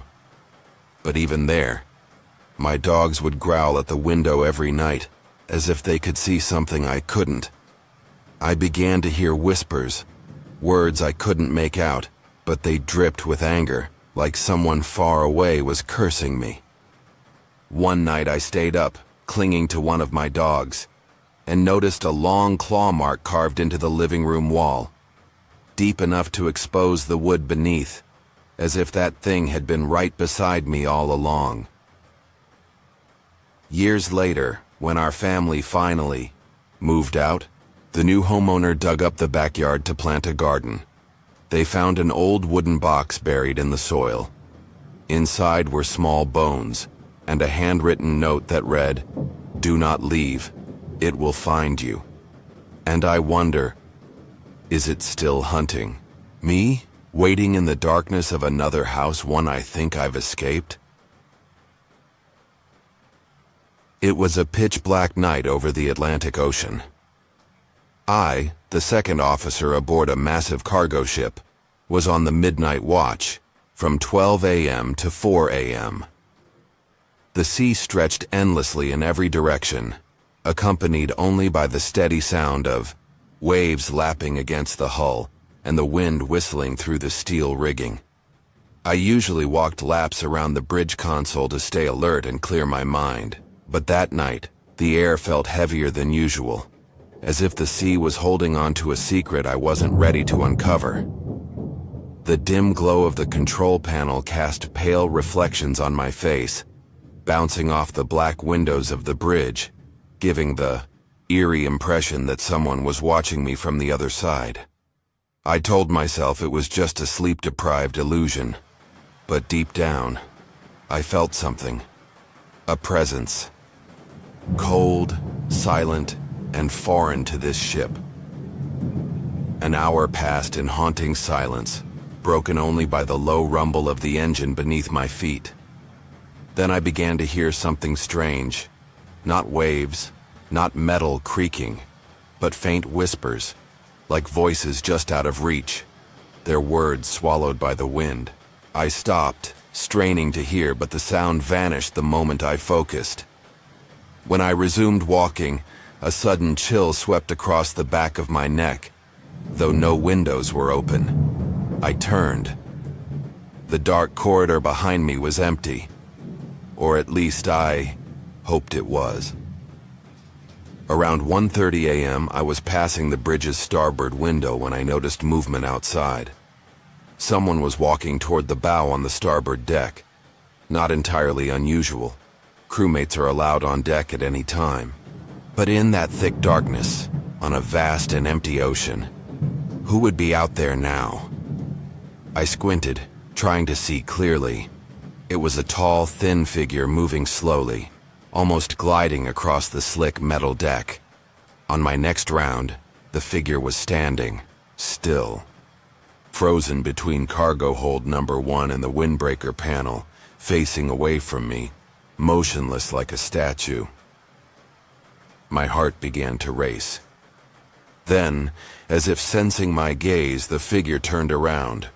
A pale face emerged under the faint deck lights, with hollow eyes staring directly at me. It raised its hand, not in the casual wave of a sailor, but in a slow, stiff gesture, as if the hand no longer belonged to a living body. A cold shiver ran down my spine when I realized he was wearing white, not the standard red uniform with reflective stripes worn by our crew, but bright white, gleaming faintly like moonlight on water. On his head was an orange helmet, one we rarely used on board. The strangest part, I couldn't see him through the reflection on the bridge windows. I should have been looking out at darkness, but somehow he could see me, as if he was staring through the glass. I rushed to the control panel, my hands trembling as I grabbed the radio. "Who's on the starboard deck? Identify yourself," I shouted. Only silence replied. He remained there, still waving, his head tilting ever so slightly as I moved. I called again, my voice cracking with fear. The radio let out only static, like someone breathing heavily on the other end. Looking back through the glass, I saw that his hand had changed. It was no longer waving, it was pointing, directly, at me. One unnaturally long finger quivering in the breeze. I lunged for the light panel and turned on every floodlight on deck. White beams flared across the ship, illuminating every shadowed corner. But when I looked up, he was gone. No sound, no trace. My heart pounded, breath ragged. I told myself he must have slipped down the stairwell to the paint locker, or forward, corridor. But deep inside I knew better. I stood there staring at the empty deck, the floodlights flickering like something was draining the power. Then, from far ahead, I heard it. Laughter. Not loud, but sharp, cold, echoing from the bow where the shadows had returned. I waited another 30 minutes, eyes glued to the deck, but nothing else moved. I turned off the floodlights and returned to my post. Yet the feeling of being watched never left me. The next morning, I asked the crew if anyone had been on deck during the night. Every single one of them said they'd been asleep. None of them owned white coveralls. I checked the paint locker and forward access way, both locked since the previous night. No footprints, no handprints. The crew laughed, thinking it was a prank. But when I pressed them, no one confessed, and I believed them. Their eyes held no deceit. But what chilled me wasn't his disappearance. It was his eyes. Dark, hollow, unblinking, like black holes that swallowed light. Later, I started hearing stories from older sailors about the Moonwalker, a phantom figure said to wander the decks of ships crossing the Atlantic. He wears white, he wears orange, and he appears on moonless nights. They say he's not human, but the spirit of a second officer who drowned decades ago, forever trapped between the waves, looking for someone to take his place. That night haunted me for months. I never saw him again, but the memory of that stiff wave, that empty stare, never faded. On every night watch after that, I felt the deck tremble faintly, like someone walking just below my feet, though no one ever appeared. Once, while checking the radar, the screen glitched, just for a moment, and a blip crossed the starboard deck before vanishing. When I called my mate to see it, it was already gone. I stopped looking out the bridge windows at night. I was too afraid. Afraid that one night I'd see him again, or worse, see my own reflection staring back with eyes that weren't mine anymore. Years later, long after I left the sea, an old sailor shared one final story with me. He said, "The Moonwalker doesn't just haunt. He chooses. Anyone who sees him twice never makes it back to shore. I shivered, remembering that night. And now, I wonder, is he still waiting for me out there, beneath the deep, where the moonlight never touches? Tonight, as I write this, I can hear the waves lapping, and a soft wave, faint, deliberate, echoing through the wind. When I was in college, I shared a dorm room with a guy named Jake in one of the school's old rundown buildings. Jake was a strange roommate, but I didn't mind much.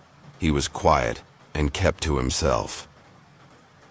Our room was at the end of the third floor, hallway, where the flickering fluorescent lights constantly buzzed like they were about to die, and the sound of a leaky faucet in the bathroom echoed with a rhythm that felt almost unnatural. I often saw Jake sitting on his bed, writing something, in a small black notebook. His eyes were locked onto the page, never looking up even when I spoke to him. I once asked what he was writing, and he just gave a dry smile and muttered in a raspy voice, "Just things I need to remember." At first, I didn't pay much attention.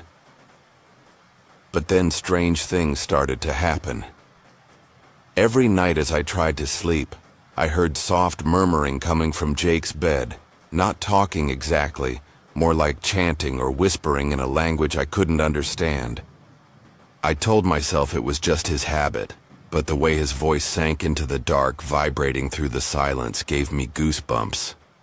One night, as the moonlight spilled through the window, I opened my eyes and saw Jake's shadow on the wall, but it wasn't the shadow of someone sitting. It was tall, distorted, with unnaturally long arms stretched out, as if trying to reach me.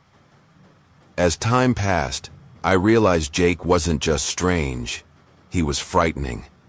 He never left the room except after dark, and I often caught him staring out the window like he was waiting for something. One night I woke up and found him gone. The window was wide open, cold air rushing in, the curtains flapping like wings. But Jake was nowhere. I called his name, but only the wind answered. As I closed the window, I noticed dark, muddy smears on the sill, as if someone had climbed in. But we were on the third floor. No ladder, no fire escape. The next morning, Jake was back, calmly writing in his black notebook. I asked him where he went the night before. He looked at me with fogged-over eyes and smirked. "You don't want to know." After that, I started seeing more of those muddy smears, not just on the window, but under his bed, on the floor, even on the wall near my desk. One night, while I was studying late, I heard scratching from under the floor, not rats, but fingernails, dragging deliberately across the wood. Slow, malicious. Things became unbearable one stormy night. I woke to find Jake standing in the corner of the room, staring at me in the dark with wide, unblinking eyes. I turned on the light, and it didn't make things better. His skin was pale as paper, lips cracked and curled into a twisted grin. He clutched his notebook like he wanted to crush it. I shouted, "What are you doing?" Jake didn't answer. He took a slow step forward, dragging his legs like his bones were shattered inside. I bolted from the bed, ran to the door. Locked. From the outside, impossible. I always kept the key in my pocket. I turned, and he was right behind me. I could feel his breath on my neck. It was cold, rotting, like damp soil. "You can't run," he whispered. Then he raised the notebook and opened it in front of me. There were no words, only ink drawings. Me sleeping, me studying, me standing in front of the mirror, and the last one, me lying on the floor, blood pouring from my neck. I screamed, pounding on the door for help. But the hallway outside was silent, like a tomb. Jake stepped closer. The notebook fell open at his feet, revealing more pages. drawings of other people, their faces violently scratched out, their identities erased. I shoved him aside and ran to the window, trying to open it. I didn't care that we were on the third floor, I just wanted out. But when I grabbed the latch, it was ice cold. A hand, unseen, grabbed my wrist and pulled. I turned, but Jake was still in the corner, watching, silent. His eyes now pitch black, bottomless. I fought back, kicked at the window. The glass shattered. Rain poured in. Wind howled. I jumped. I crashed into the bushes below. My legs screamed, in pain, but I scrambled up and ran from the dorm. Looking back, I saw Jake at the shattered window, not chasing me, just watching. His smile stretched wider and wider. His whisper rose through the storm. "You'll come back." As I ran, I felt something under my foot. Jake's black notebook. It had fallen with me, though I never brought it. I hid in a storage shed all night, clutching the book, too afraid to open it. The next morning, I returned. Jake's bed was empty, not a trace. I asked around the dorm. No one remembered Jake. They all insisted I'd lived alone that whole time. I checked the student roster. No one named Jake, but the notebook remained. And when I opened it again, the drawings had changed. Now they showed me running, hiding in the shed, and the last page. Me in front of the mirror, my face pale, my eyes unblinking, just like Jake's. Years have passed. I keep the notebook locked, in a steel box. But every night, I hear scratching beneath the floor. Even though I live on the 5th floor of a modern apartment building. Once, while brushing my teeth, I saw Jake's reflection behind me in the mirror, hand raised, reaching. When I turned, no one was there. The notebook is heavier now, like something inside is alive. And I wonder, did Jake ever disappear, or did he become part of me, waiting for the day I opened that book one last time? I used to live in an old 2-story house in the suburbs, where the night wind whistled through the window cracks, sounding like a long, drawn-out moan. When I was little, I used to sleep downstairs with my parents because I was terrified of the dark and the strange noises in the house. The 2nd floor was always a mystery to me. The stairs creaked under every step, and the hallway above remained dark even during the day, though light managed to slip through the thick curtains. My mother told me it was just a storage floor, but I never believed her. No one ever went up there, and whenever I looked toward the stairs, I felt like something, or someone, was watching me from above. One night, after my parents had fallen, asleep, I lay in bed and heard footsteps from the floor above. Not the wind, not the house settling, but the sound of heavy, deliberate steps pacing back and forth across the wooden floor. I curled under the blanket, heart pounding, trying to convince myself it was just my imagination. But then the footsteps stopped, and a different sound emerged. A soft, sorrowful singing, like the voice of a woman weeping in despair. The song drifted down through the ceiling, seeping into my ears like a winter chill. The singing continued, past midnight before suddenly stopping, leaving a suffocating silence that made me afraid to even breathe. I decided to gather my courage and go upstairs to check after I heard the footsteps again. I grabbed a flashlight and crept up the stairs, each step creaking like a warning. On the 2nd floor, the weak beam from my flashlight lit up stained walls covered in dust and cobwebs. At the end of the hallway, I saw a door slightly ajar, the one my mother always said was locked. I walked toward it, hand trembling as I pushed it open. Inside was a small, empty room with only a dusty mirror hanging on the wall. But what made my blood run cold was the reflection in that mirror. A woman with tangled long hair, wearing a tattered white dress, standing directly behind me. I turned around. Nothing. The hallway was empty. But when I looked back at the mirror, she was still there, her pupilless white eyes staring straight at me, her lips silently mouthing the song I had heard the night before. I screamed, dropping the flashlight, and in the dark, I heard a faint chuckle echo from the staircase. I bolted down the stairs, tripping on the rotting wood and crashing onto the floor below. The flashlight rolled away, its flickering beam illuminating the ceiling, where her shadow was now forming. Not in the mirror. On the ceiling. As if she was crawling down. I screamed for my parents, pounding on their bedroom door until my knuckles bled. But they didn't wake. I ran for the front door only to find it locked tight. The key was no longer in the lock where it always was. And then, the singing returned. Closer. Right behind me. I turned. She stood there. Not a shadow now, but a real figure. Her skin was ghostly pale, corpse-like. Her bony hands stretched toward me with long, sharp fingernails. She took a step forward, dragging her ruined dress behind her, leaving a trail of foul black water on the floor. "Stay with me," she whispered, her voice trembling but commanding.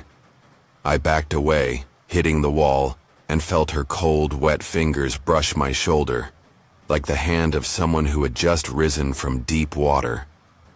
I shoved her off and ran into the kitchen, grabbing a knife off the table. She didn't chase me right away, but her singing grew louder, echoing from every corner of the house.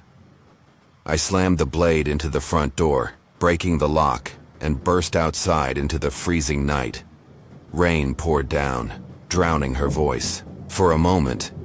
But when I looked back, she was standing at the door, her white eyes glowing in the dark, memorizing my face. We moved out immediately after that night, but I never told anyone what had happened.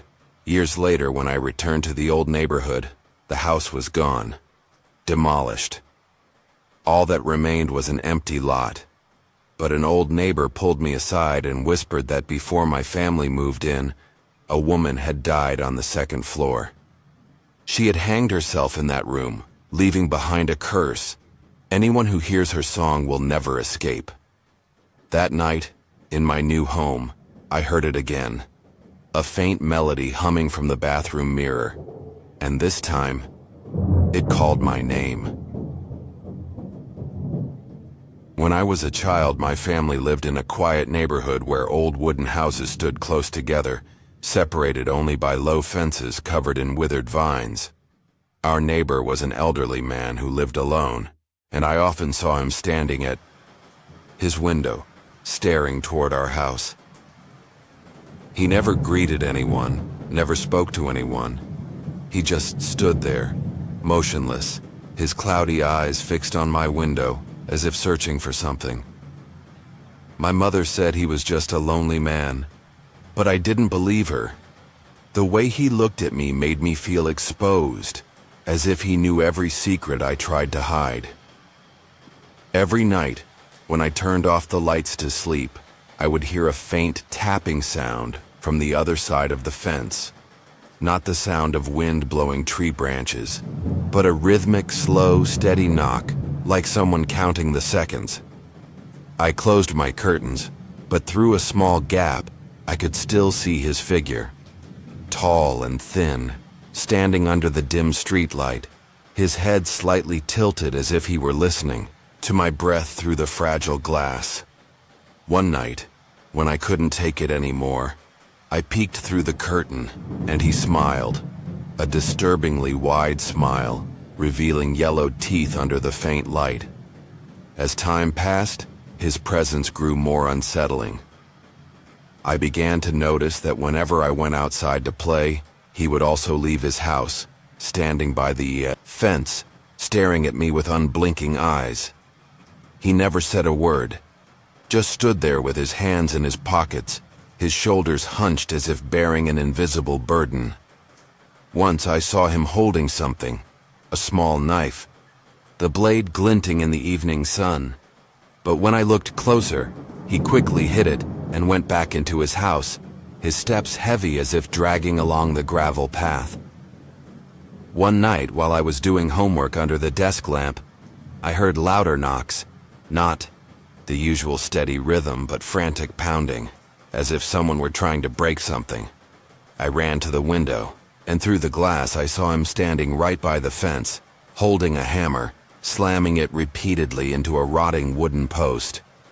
His eyes were wide, glowing in the darkness, and when he saw me, he stopped, raised the hammer like he was greeting me, then disappeared into the shadows of his house. The next morning, the fence post was intact, but at its base I found a smear of dried, blackened blood. I decided to tell my parents, but they didn't believe me. They thought I was just imagining things. One night, while my parents were out, I heard footsteps outside my bedroom window. When I looked out, he was there, holding a small hammer.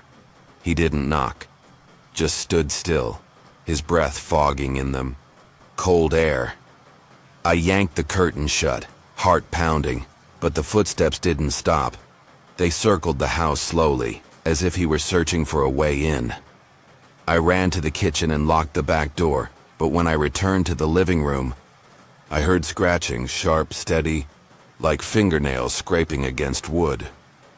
I peeked through the front window curtain, and he was there, right up against the glass, his face pressed to it, those milky eyes staring straight through me.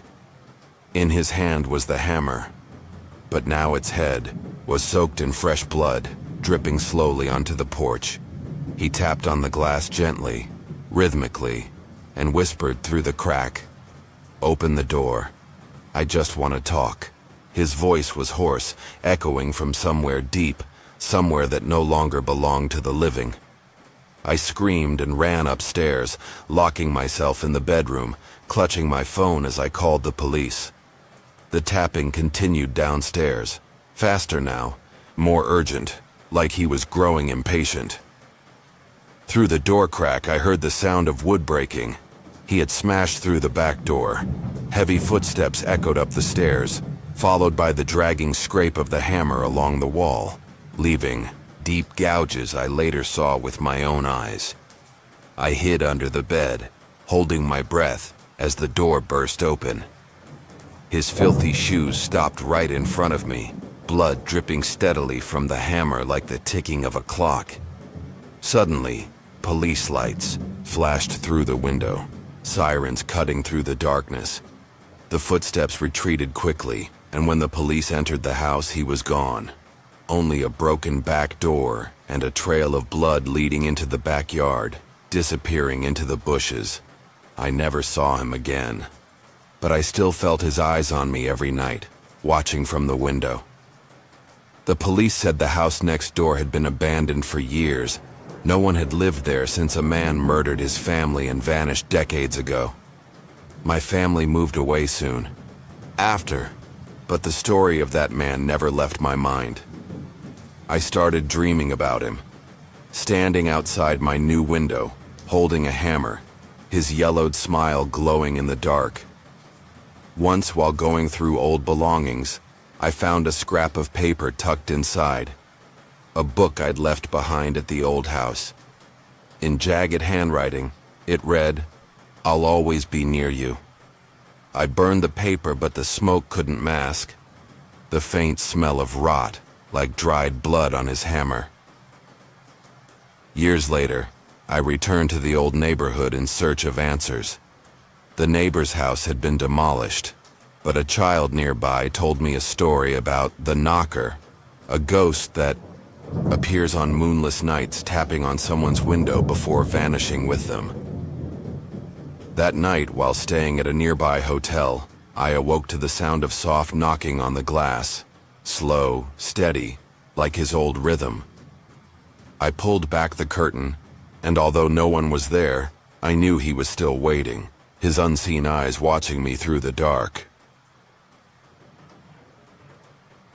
Broken armchair in the center, coated in dust and scraps of torn fabric. But what made my blood run cold were the claw marks on the walls. Deep, jagged scratches that exposed raw wood beneath. They weren't random. They formed winding lines, like writing in a language I didn't understand, stretching from the floor all the way to the ceiling. Some were still oozing thick black liquid, dripping into reeking puddles on the floor. Then the tapping started again, closer, coming from behind the opposite wall. Tommy laughed, his voice cracking. "Just rats, see? I told you." He stepped forward and tapped on the wall 3 short knocks. Immediately, a shriek tore through the room, a sharp, piercing scream, like a creature trapped in endless agony. It sliced through our ears like a blade. The door slammed shut behind us with a deafening bang, kicking up clouds of dust. I turned and pounded on it, but it wouldn't budge, held fast by some invisible force. Sarah screamed, tears running down her cheeks. Ben curled up near the wall, mumbling, I told you, I told you." From the shadows in the far corner of the room, a tall, thin figure stepped out. It didn't walk like a person. It glided, feet never touching the floor, arms hanging unnaturally long by its sides. Its eyes, if they could be called eyes, were pure white, pupilless, glowing in the dark like ghostly flames. Its mouth opened wide, releasing a raspy hiss, a sound that didn't belong to any living creature, like wind being strangled inside a deep tunnel. I stood frozen, legs paralyzed, watching as the figure drifted toward Tommy. He wasn't smiling anymore. He just stood there, face pale as death, eyes wide with terror. The figure stood right in front of Tommy, its pale, lidless eyes glowing like 2 ghostly flames in the stifling darkness of the room. The hiss that came from its mouth, a gaping, bottomless void, echoed through the space, piercing our ears like icy needles. I screamed and lunged at the door again, slamming my hands against the rotting wood, but it wouldn't budge, as if sealed shut by some invisible force. Sarah was screaming too, tears streaming down her face as she clung to me like I was her last lifeline. Ben curled up near the wall covered in scratch marks, mumbling over and over, I told you we shouldn't have come." His voice was trembling, blending with the hiss in a terrifying harmony. Tommy, the one who was always bold and reckless, now stood as still as a statue, his face drained of color, eyes wide as he stared straight into the figure approaching him. I called his name, my voice cracked and desperate. "Tommy, run now." But he didn't move, like his soul had been sucked out of him, leaving behind an empty shell hypnotized by those glowing eyes. The figure stopped just a few steps away, its unnaturally long arms rising slowly, claws glinting under the dim, ghostly candlelight. I couldn't take it anymore. I lunged forward and grabbed Tommy's arm, trying to pull him away from his trance. The moment I touched him, a freezing shock coursed through my body. It felt like grabbing hold of living ice. Tommy turned to face me, but his eyes weren't his anymore. They were milky and vacant, like 2 bottomless wells. Sarah screamed, "What did it do to him? Let him go!" She rushed forward and struck at the figure, but her hands passed through it like smoke, leaving no effect. The figure slowly turned, its head toward her, its neck cracking like broken bones. It locked its glowing eyes onto her, and its hiss deepened into a guttural growl, like an injured animal. It began gliding toward her. I let go of Tommy and threw myself at Sarah, pushing her out of the creature's path. We both tumbled onto the dusty wooden floor. The figure paused, turned back to Tommy, and then without a sound dissolved into the air, as if it had never existed, leaving behind a suffocating silence. We lay there panting, staring at one another in the dark, trying to process what had just happened. Tommy was still standing in place, unmoving, eyes staring into nothing. I shook his shoulders, shouting, "Tommy, snap out of it!" but he didn't respond. Just muttered something under his breath, a stream of nonsense syllables like someone lost in a dream. Sarah sobbed and clung to me, whispering, What did it do to him? What did it do to Tommy?" Ben, finally regaining a bit of courage, stepped forward and gently touched Tommy's shoulder. In an instant, Tommy spun around and let out a roar. Not human, but deep, distorted, like it came from something ancient and monstrous. He shoved Ben violently, sending him crashing into the wall. I shouted, "Tommy, stop! It's us!" But he didn't hear. His trembling hands raised like he wanted to strangle someone, his clouded eyes darting around as if searching for an invisible enemy. I pulled Sarah and Ben back, heart hammering in my chest. Then, the door, sealed shut just moments ago, screeched and slowly creaked open on its own, revealing the pitch-black hallway beyond. I didn't hesitate. "Run!" I screamed. I yanked Sarah and Ben out of the room. But when I turned around, Tommy wasn't following. He stood still, his back turned to us, muttering those strange sounds, head bowed low. We bolted down the stairs, each step groaning under our weight as if ready to give way. Tommy's whispers followed us, growing louder, no longer his voice alone, but a chorus of voices layered over one another. I looked back. Tommy stood at the top of the stairs, his glowing, clouded eyes fixed on us. He didn't chase. He just watched. Sarah sobbed, "We can't leave him." Ben held her hand, his voice shaking. "That's not Tommy anymore, Sarah. Run, or we'll end up just like him." We sprinted through the lower hallway, blindly stumbling in the darkness now that our flashlight was dead. I slammed into a wall and felt something cold and wet smear across my hand. I lifted it. It was the same thick black liquid that had seeped from the claw marks. Then we heard it again, the tapping. But this time, it wasn't coming from upstairs. It was ahead of us, deep in the hallway. "It's coming." I shouted, pulling Sarah and Ben the other way, back toward the front door, the way we came in. But when we got there, the door was shut tight. I swore we hadn't closed it. I pounded on it, pushed, but it wouldn't move. Sarah cried, "We're trapped! We're gonna die here!" Ben slammed into it with his shoulder, but only succeeded in hurting himself. The tapping got louder, now joined by footsteps, slow, dragging, heavy, like something was pulling itself along the wooden floor. I turned and saw another shape in the dark, not Tommy. This one was bigger, its arms long and limp at its sides, its head tilted awkwardly like its neck had snapped. I backed up, heart hammering, searching desperately for any escape. My hands brushed against a low door, smaller than the main one, maybe a storage room. I pulled it open, revealing darkness behind. "In here!" I shouted, shoving Sarah and Ben inside and diving in after them. I slammed the door shut just as the shape reached us. We held our breath. The footsteps stopped just outside. Then came the scratching, slow, methodical, claws dragging along the wood.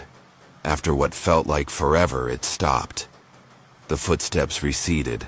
Silence returned. I tried the flashlight. Dead. Completely drained, even though I'd just replaced the batteries. Sarah whispered, "Where are we?"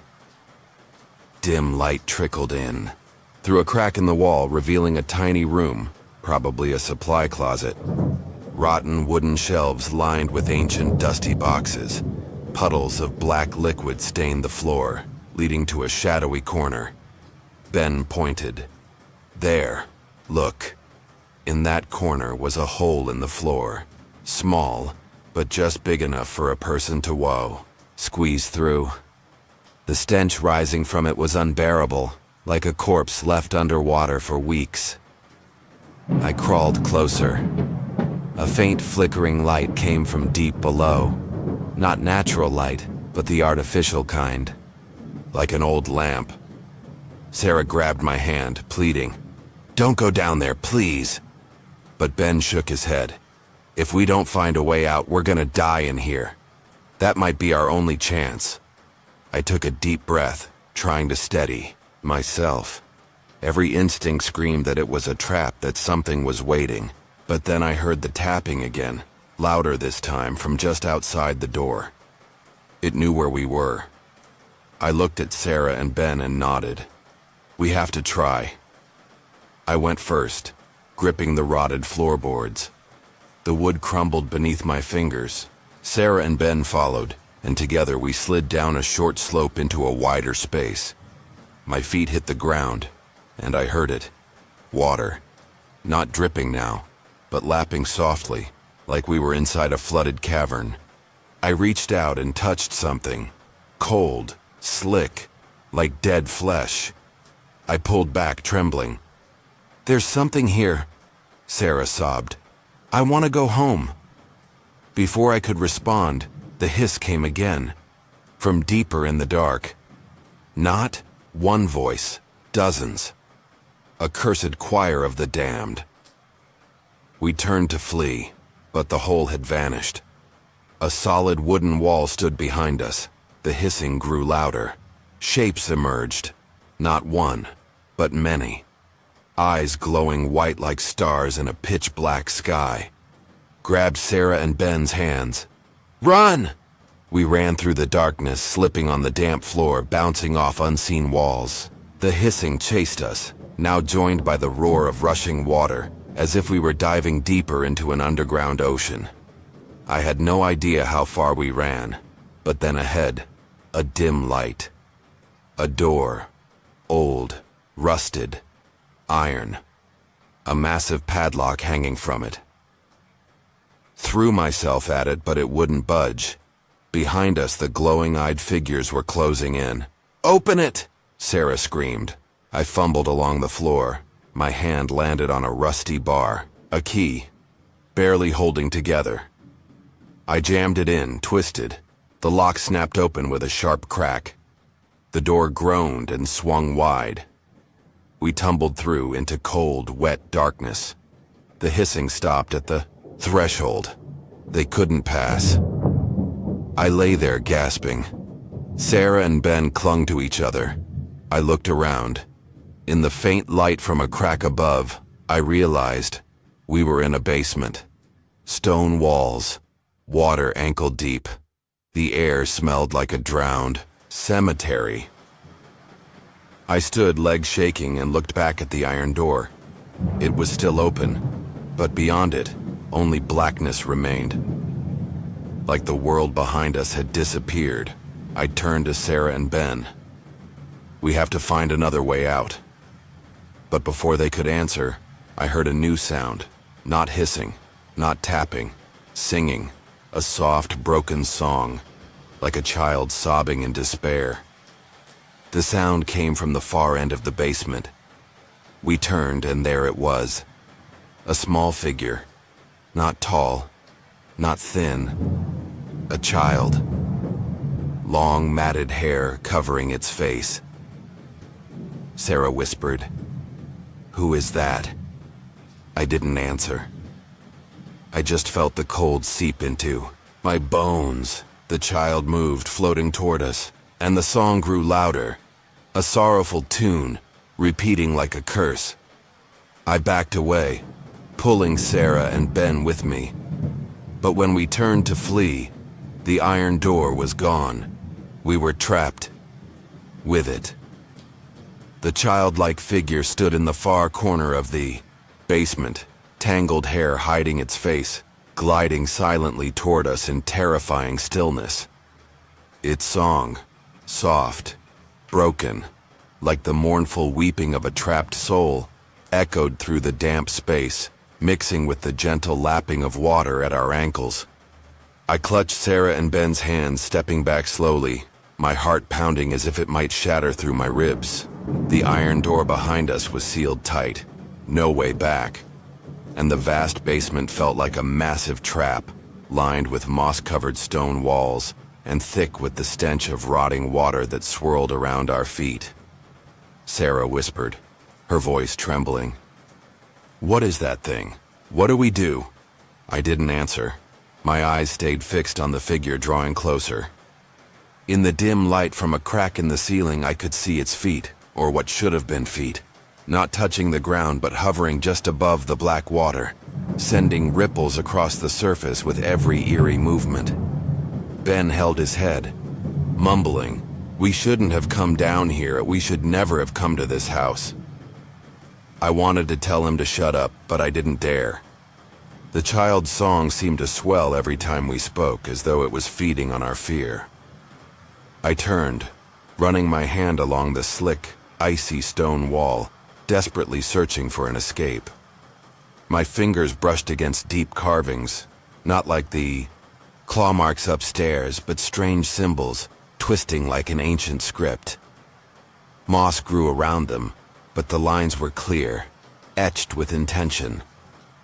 I didn't know what they meant, but the cold radiating from the stone sent a shiver through my entire body. Suddenly, the singing stopped. Silence. Heavy. Suffocating. As if the world itself had gone still. I spun around. The child was gone. The surface of the water was still, untouched, as if nothing had ever been there. Sarah exhaled shakily, relieved. But I knew that didn't mean we were safe. "Don't stop," I whispered. "We have to keep moving." Ben nodded, though his legs trembled so violently he could barely stand. We pushed forward, wading through the water, every step churning up the reek of sewage and decay. The basement stretched on far wider than I'd imagined, branching off into narrow hallways that disappeared into darkness. I picked a path at random, praying it would lead us out, but the water grew deeper, rising from our ankles to our knees, then our thighs, cold as ice. Sarah froze. "I can't go any farther. It's too deep." I grabbed her hand, trying to calm her. "We don't have a choice, Sarah. If we stop here, we'll die." The moment I said it, a new sound erupted behind us, not singing, but a violent splash, as if something massive had just leapt into the water. I turned and saw the ripples spreading from the center of the room where we'd come from. Ben screamed, "Something's in there!" I squinted, eyes straining, and then I saw it. Not the child. Something bigger, taller. Its grotesque arms stretched wide as it rose from the black water, gliding toward us at terrifying speed. We turned and ran, water exploding around us with every frantic step. Behind us came the crash of waves and the guttural hiss I'd first heard upstairs. I didn't look back, just focused on dragging Sarah and Ben along, desperate to find shelter. The hallway opened into another room, smaller, with shallow water only up to our ankles. I shoved them inside and slammed the rotting wooden door, shut behind us, knowing full well it wouldn't hold. We held our breath.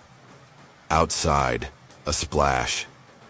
Then, scratching. Slow. Deliberate. Claws carving into wood. Sarah clung to me, her tears soaking my shoulder. "It knows we're here," Ben whispered. "We've got to find another way. If we don't, we're done." I nodded, scanning the room. In the weak light trickling through a ceiling crack, I spotted old wooden shelves lining the walls, stacked with dust-covered boxes. In one corner sat a small stone altar.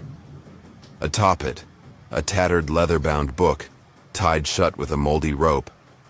I approached, hand trembling as I touched the book. It was freezing cold, as if pulled from a block of ice. The moment I untied the cord, a foul stench spilled out, not paper, but rot, living rot. I opened the first page. Blotchy black ink formed handwritten lines, smeared by time and moisture. I couldn't read it. It wasn't English, just twisted symbols, like the ones carved into the stone walls. But what chilled me more Were the drawings in the margins? Tall, skeletal figures with glowing white eyes surrounding a pool of black water, hands raised in prayer. Sarah whispered, "What is that?" "I don't know," I said, "but I think it's connected to whatever's chasing us." Ben stepped closer and pointed to a corner illustration. "Look, this pit. It looks like the one we climbed down." He was right. It showed a wooden floor with a hole at its center, figures descending into a flooded basement, and beneath them, dark shapes crawling out of the water. I flipped the page. My blood ran cold. There were 4 children in the drawing, standing in a room exactly like this one, and in front of them a child with long tangled hair. I slammed the book shut. My heart raced. "This book, it knows we're here." Sarah sobbed. "What do you mean? Like it was written before we got here?" I didn't answer because right then the scratching stopped and the hiss returned, not from outside the door, but from inside the room. I turned, and the child was back, standing in the center of the room. Still, head down, hair hiding its face. It didn't glide, didn't move, just stood there, and began to sing again. That same mournful tune, soft, trembling, like a plea for help. Ben screamed, "It came back!" I pulled Sarah and Ben behind me, but there was nowhere to run. The door was sealed shut. No exits. The child raised its head, and for the first time, we saw its face. It wasn't a child's face. Not anymore. The skin was shriveled like burned paper. The eyes were empty white voids. Its mouth opened wide, still singing. But now I could make out the words. English words, repeating in a broken voice. "Help me! Help me!" Sarah sobbed. "What does it want? What's it saying?" I didn't know. I just held her hand tighter. The child stepped forward, slow and silent, leaving inky footprints in its wake. I glanced at the altar, at the book. A thought struck me. Maybe it was the key. I lunged for it, snatching the book from the stone. "If you want help, tell me what to do," I yelled. The book burned in my hands, hot like molten metal. I dropped it, gasping in pain. It hit the floor and flipped open to a new page. No writing, just a single illustration, the child pointing to another hole in the floor. Deeper, with stairs. I looked up. In the corner, the water was draining away, revealing a second pit. This one deeper. Stone stairs descending into total darkness. Ben shook his head. "No, I'm not going down there. We don't even know what's waiting." Sarah grabbed his arm. "We don't have a choice, Ben. If we stay, it'll kill us." The child stopped walking. It just stared, waiting, its song turning into a low hiss, growing impatient. I looked at the pit, then at Sarah and Ben. "We have to go." I stepped onto the first stone stair, slime slippery beneath my feet. Sarah and Ben followed reluctantly. As we descended, the child glided to the edge of the pit and watched us vanish into the darkness. The staircase led deeper. Water rose again. This time to our waists. The air grew colder, thick with the stench of forgotten death. I heard the echo of water ahead, and then I saw it. A flickering light. Not natural. An old oil lamp, dimly burning. We approached, and then I saw it. And my blood turned to ice. A vast chamber lay before us. Massive stone pillars rose from the black water like ancient trees. From each pillar hung rusted chains, and at the end of each chain, bones, human bones, bound in kneeling positions, heads bowed as if praying. Dozens of them, some whole, Others shattered, their fragments resting beneath the water's surface like ghostly stars. Sarah screamed, covering her mouth to keep from vomiting. Ben backed into me, trembling. "What is this place? What happened here?"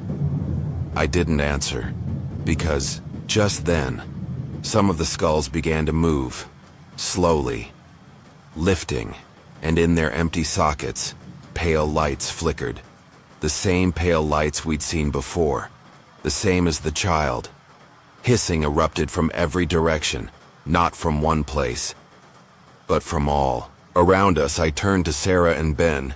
"Run!"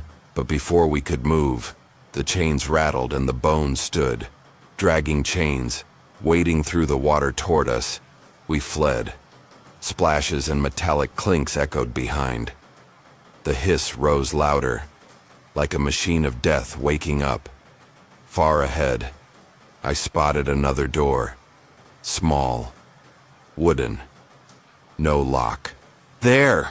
We rushed toward it, water exploding around us. I threw it open. We tumbled into another corridor and slammed the door shut behind us. Panting. Safe. For now. But outside, we could still hear the clinking. They were waiting. Sarah sobbed. "We're not gonna make it. We're gonna die here." I grabbed her hand. "We're not dead yet. We keep going." But as I turned to look down the hallway, water was already flowing from ahead, thick, black, and from that direction, the singing returned. Not from behind, from in front, waiting. We ran desperately across the dry grass field, our breaths ragged, blending with the sound of the wind howling through the dry bushes. The abandoned house gradually disappeared behind us, but the whisper calling my name still echoed in my head, like an invisible thread pulling me back. Sarah, Ben, and Tommy ran close beside me, their faces pale under the faint moonlight, their bodies covered in scratches and soaked in the dark water from the house. When we reached the dirt road leading into town, I stopped and looked back one last time. The house stood still in the distance, its front door now tightly closed. But I swear I saw a small figure, perhaps the child with long hair, standing at the second-floor window, its white eyes shining as if wanting to etch our image into its memory. Sarah grabbed my hand, her voice trembling. "We made it, right? We're safe now, aren't we?"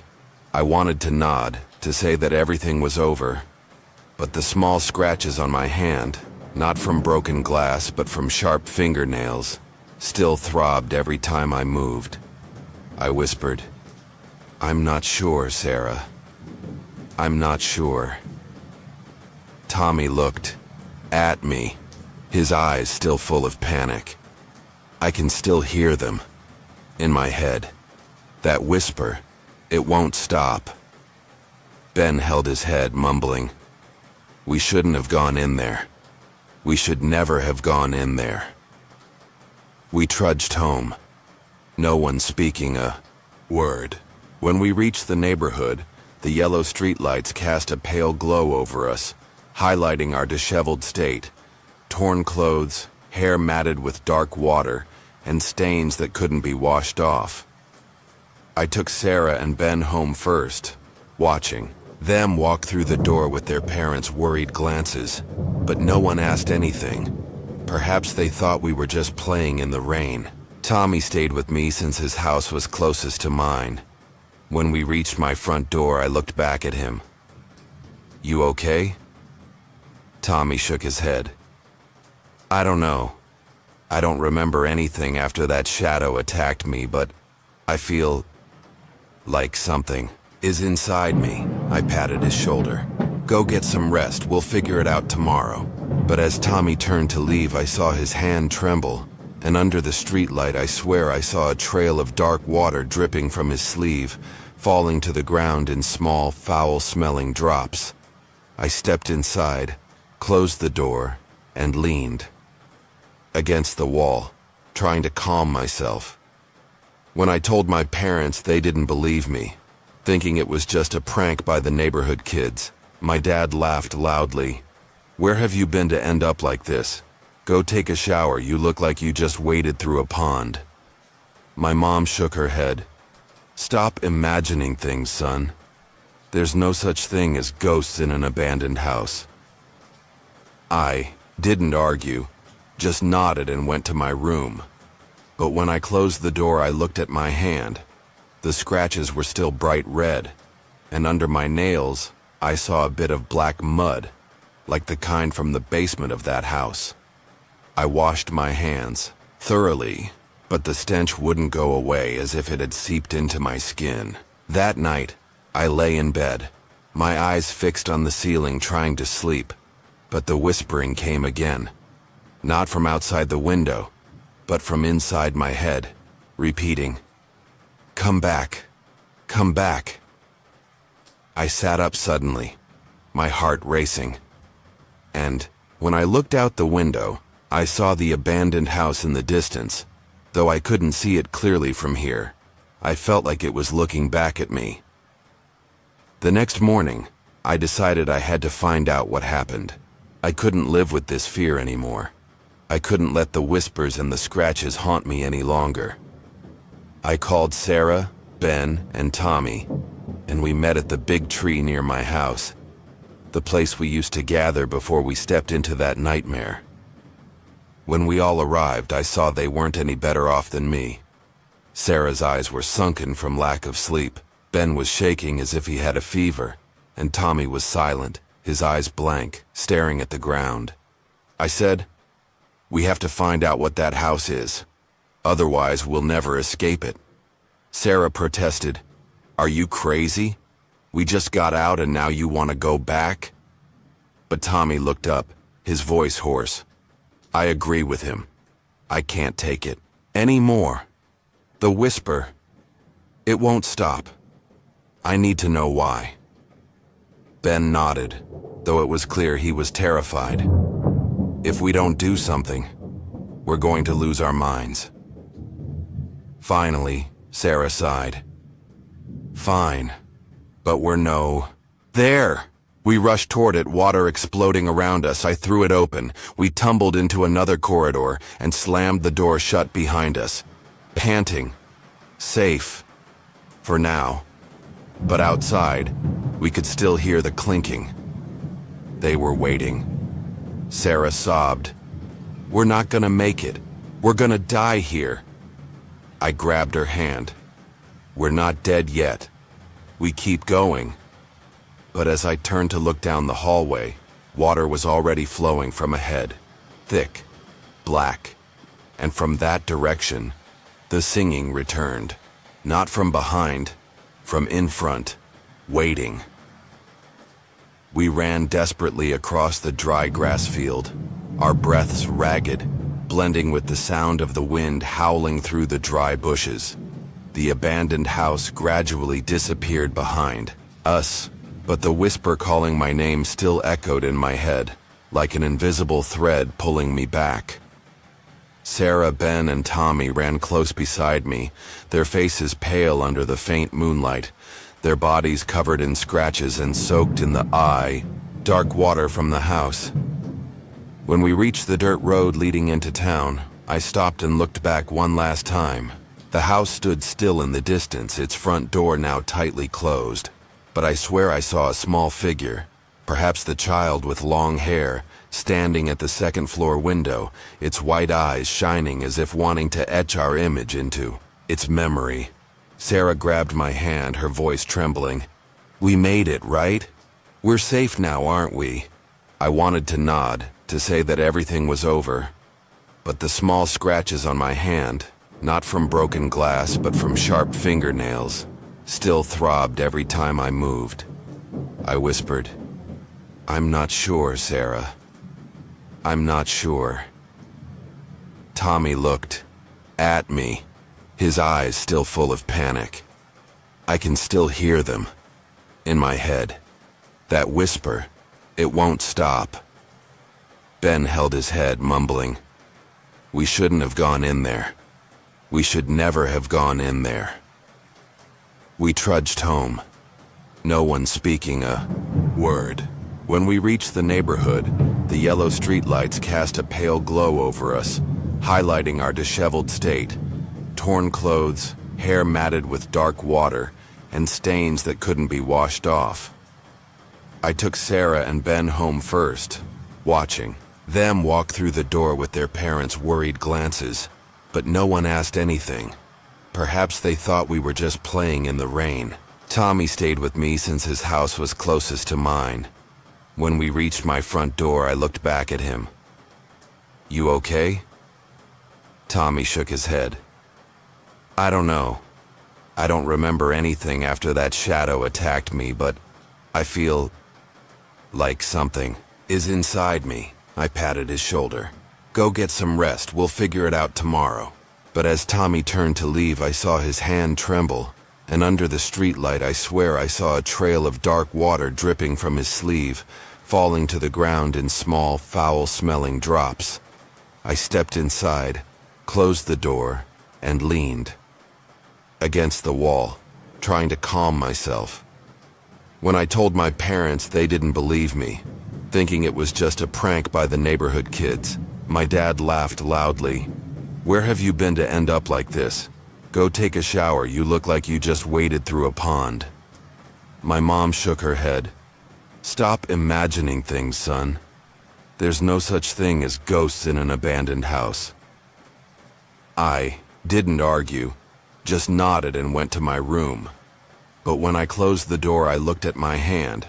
The scratches were still bright red, and under my nails, I saw a bit of black mud, like the kind from the basement of that house.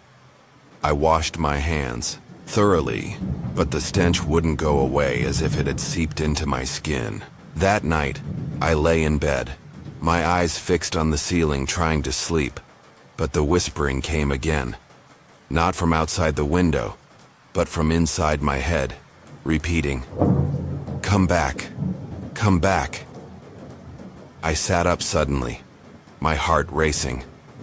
And when I looked out the window, I saw the abandoned house in the distance. Though I couldn't see it clearly from here, I felt like it was looking back at me. The next morning, I decided I had to find out what happened. I couldn't live with this fear anymore. I couldn't let the whispers and the scratches haunt me any longer. I called Sarah, Ben, and Tommy, and we met at the big tree near my house, the place we used to gather before we stepped into that nightmare. When we all arrived, I saw they weren't any better off than me. Sarah's eyes were sunken from lack of sleep. Ben was shaking as if he had a fever, and Tommy was silent, his eyes blank, staring at the ground. I said, "We have to find out what that house is. Otherwise, we'll never escape it." Sarah protested, "Are you crazy? We just got out and now you want to go back?" But Tommy looked up, his voice hoarse. "I agree with him. I can't take it anymore. The whisper, it won't stop. I need to know why." Ben nodded, though it was clear he was terrified. "If we don't do something, we're going to lose our minds." Finally, Sarah sighed. "Fine, but we're going in again. We'll just find out more information." We went to the town library, an old building with dusty shelves and the musty smell of old paper. I asked the librarian, Mrs. Mary, an elderly woman with sharp eyes, about the abandoned house at the end of the street. She looked at us, furrowing her brow. "What do you kids want with that house? No one talks about it." I lied. "We're doing a history project. We want to learn about the town." Mrs. Mary sighed and pointed to a corner of the library. "Look through the old newspapers. There are a few things about that house, but don't expect to find anything pleasant." We rummaged through the old newspapers, yellowed pages from decades ago. After about an hour, Sarah found an article from 1953 with a bold headline, "Family mysteriously disappears overnight." The article told the story of the Harper family, a husband and wife and their 2 children, who lived in the house that was now abandoned. One night, they disappeared without a trace, leaving no letters or signs of leaving. Neighbors heard screams from the house, but when the police arrived, they only found an empty house. No furniture, no blood, no footprints, as if the entire family had vanished into thin air. The article ended with one sentence. "It is rumored that Mr. Harper did something terrible, and the house has been cursed ever since." Tommy whispered, "Mr. Harper, could he be the tall, thin shadow?" I shook my head. "I don't know, but we need to find more." We kept searching, and Ben found another article from 1960 about a group of children who went missing near the house. They also went in to explore, and no one came back. The police searched, but only found an old book in the basement, a black leather cover covered with strange symbols. The article read, "The book was sent to the local museum, but no one could read it." Sarah looked at me. "That book, it's like the one we saw in the basement." I nodded, my heart pounding. "We have to find that book. It might explain everything." We left the library and went to the local museum, a small building at the edge of town, filled with old artifacts from the area's history. I asked the guard about the book from the abandoned house, and after a moment of hesitation, he led us down to the museum's basement, where unclassified items were stored. He pointed to an old wooden box. "It's in there, but I warn you, don't open it. People who've studied it said something's wrong with it." We nodded, but when he left, I opened the box. Inside was the black leather book, exactly like the one we saw in the basement. Cold, smelling of decay, with deep symbols etched on the cover. I opened the first page, and a gust of black air escaped, causing the lamp in the room to flicker. The text inside wasn't in English, but as I stared at it longer, it began to change, forming sentences I could understand. "The house is the gateway. Blood is the key. You have opened it." Sarah screamed, "Close it!" But I turned to the next page and saw a list of names, dozens of names, written in red ink, some crossed out. At the bottom of the list were 4 familiar names: Tommy, Sarah, Ben, and me. Tommy whispered, "It knows us. It wrote our names down beforehand." Ben stepped back. "What have we done? What did we open?" I kept flipping and found a page describing a ritual, a circle of symbols, a book, and the blood of those who enter. To open, the gateway to a place with no exit. I slammed the book shut, my heart racing. The house isn't just cursed, it's a gateway, and we triggered it when we entered. Sarah cried, "What are we supposed to do? We can't go back." But Tommy grabbed my hand, his voice trembling. "I think we have to go back. If we don't close the gateway, we'll never escape it." We left the museum, taking the book with us, and stood in front of the abandoned house once more that afternoon. It stood still, but I felt it was different. Like a living creature breathing, waiting for us. I looked at Sarah, Ben, and Tommy. "We have to end this." They nodded, though their eyes were full of fear, and we walked through the front door, the book in my hand growing warm as if it was about to ignite. When we entered, the interior had changed. The first floor hallway was now wider, the wooden walls streaked with new scratches, and the whispering came from all directions, calling our names. I opened the book, searched for the ritual page, and found one final line. "Blood must be returned to close the gateway." I looked at Tommy, Sarah, and Ben. "We have to do something. We have to sacrifice something." We stood in front of the main door of the abandoned house, the black leather-bound book in my hands growing warm like an iron pulled from a furnace, releasing a stench that mixed with the cold air of the late afternoon. Sarah, Ben, and Tommy stood beside me, their eyes filled with fear but also determination. We knew that if we didn't end this, the house would never let us go. The whispering came from inside, not only calling my name, but also the names of each of us, like a seductive and threatening invitation. Come back. You belong here. I took a deep breath, gripped the book tightly, and pushed the door open. The first-floor hallway greeted us with a space that had completely transformed. No longer a narrow corridor with weathered wooden walls, but a vast room with a soaring ceiling, stone walls carved with strange symbols glowing under the red light of candles hanging in mid-air. The wooden floor had turned into smooth black stone, reflecting our images like a distorted mirror. In the center of the room was a circle of symbols, identical to the drawing in the book, with bright red lines that seemed to be drawn with fresh blood. I whispered, "This is it. The gateway the book spoke of." Sarah grabbed my hand, her voice trembling. "What do we do now?" I opened the book, flipped to the ritual page, and read the final line. Blood must be returned to close the gateway. I looked at Tommy, Sarah, and Ben.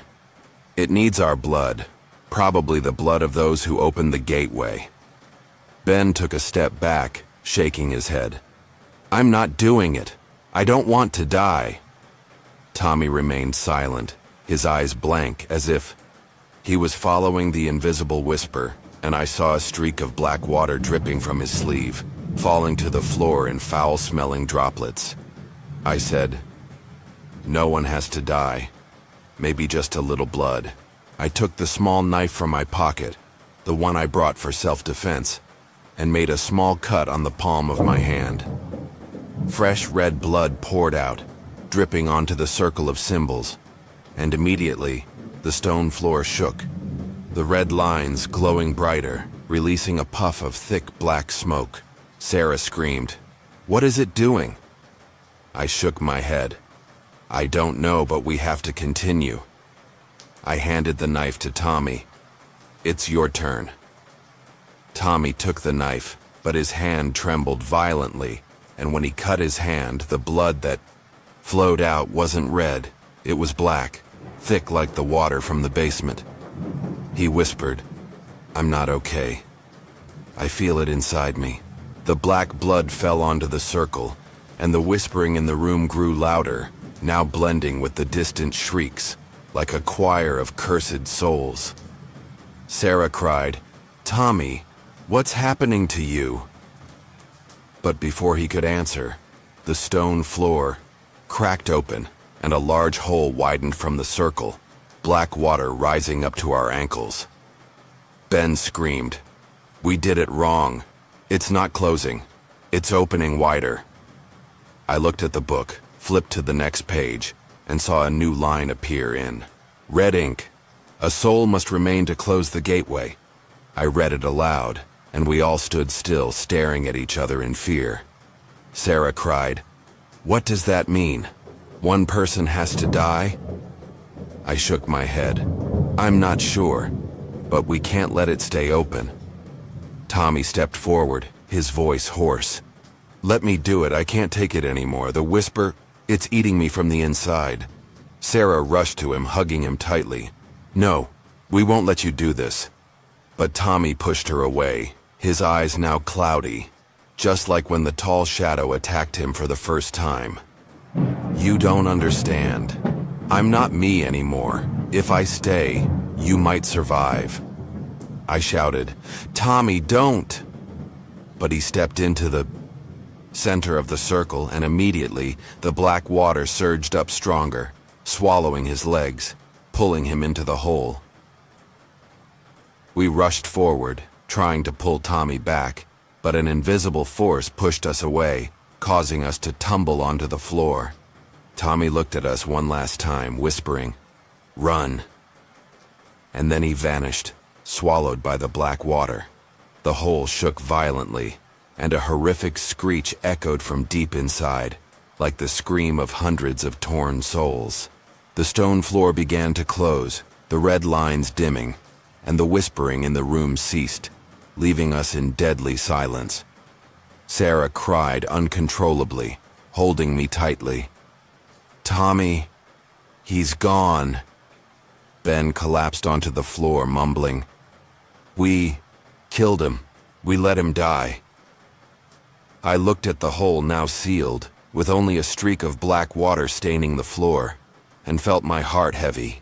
The book in my hands had cooled as if it had completed its task, but when I opened it again, the final page only had one line. "The gateway has closed, but the curse will never end." I threw the book onto the floor, shouting, "Out! We need to get out now."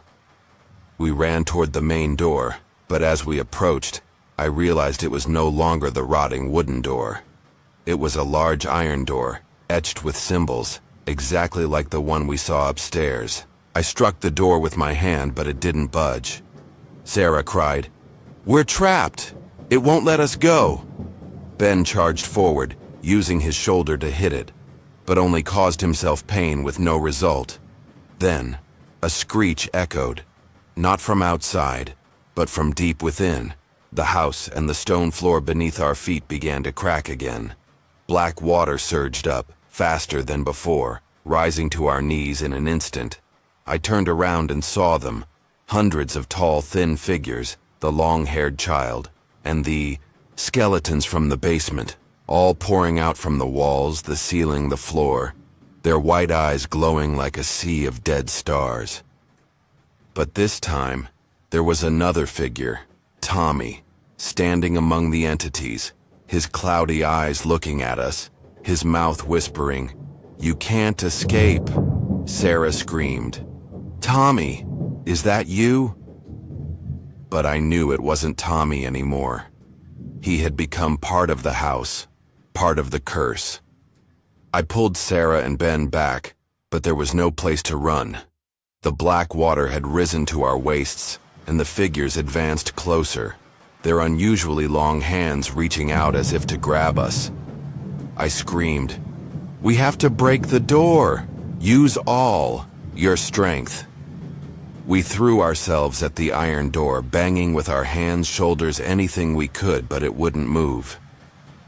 Then I remembered the book. I turned around, wading through the black water, picked up the book from the floor. It heated up again, and when I opened it, a new page appeared. "All of your blood to break the curse." I shouted, "We have to do it again. All three of our blood." Sarah shook her head. "No, we'll die." But Ben took her hand. "If we don't do it, we'll die anyway." I slashed my hand again, letting the blood drip onto the book, and handed the knife to Sarah and Ben.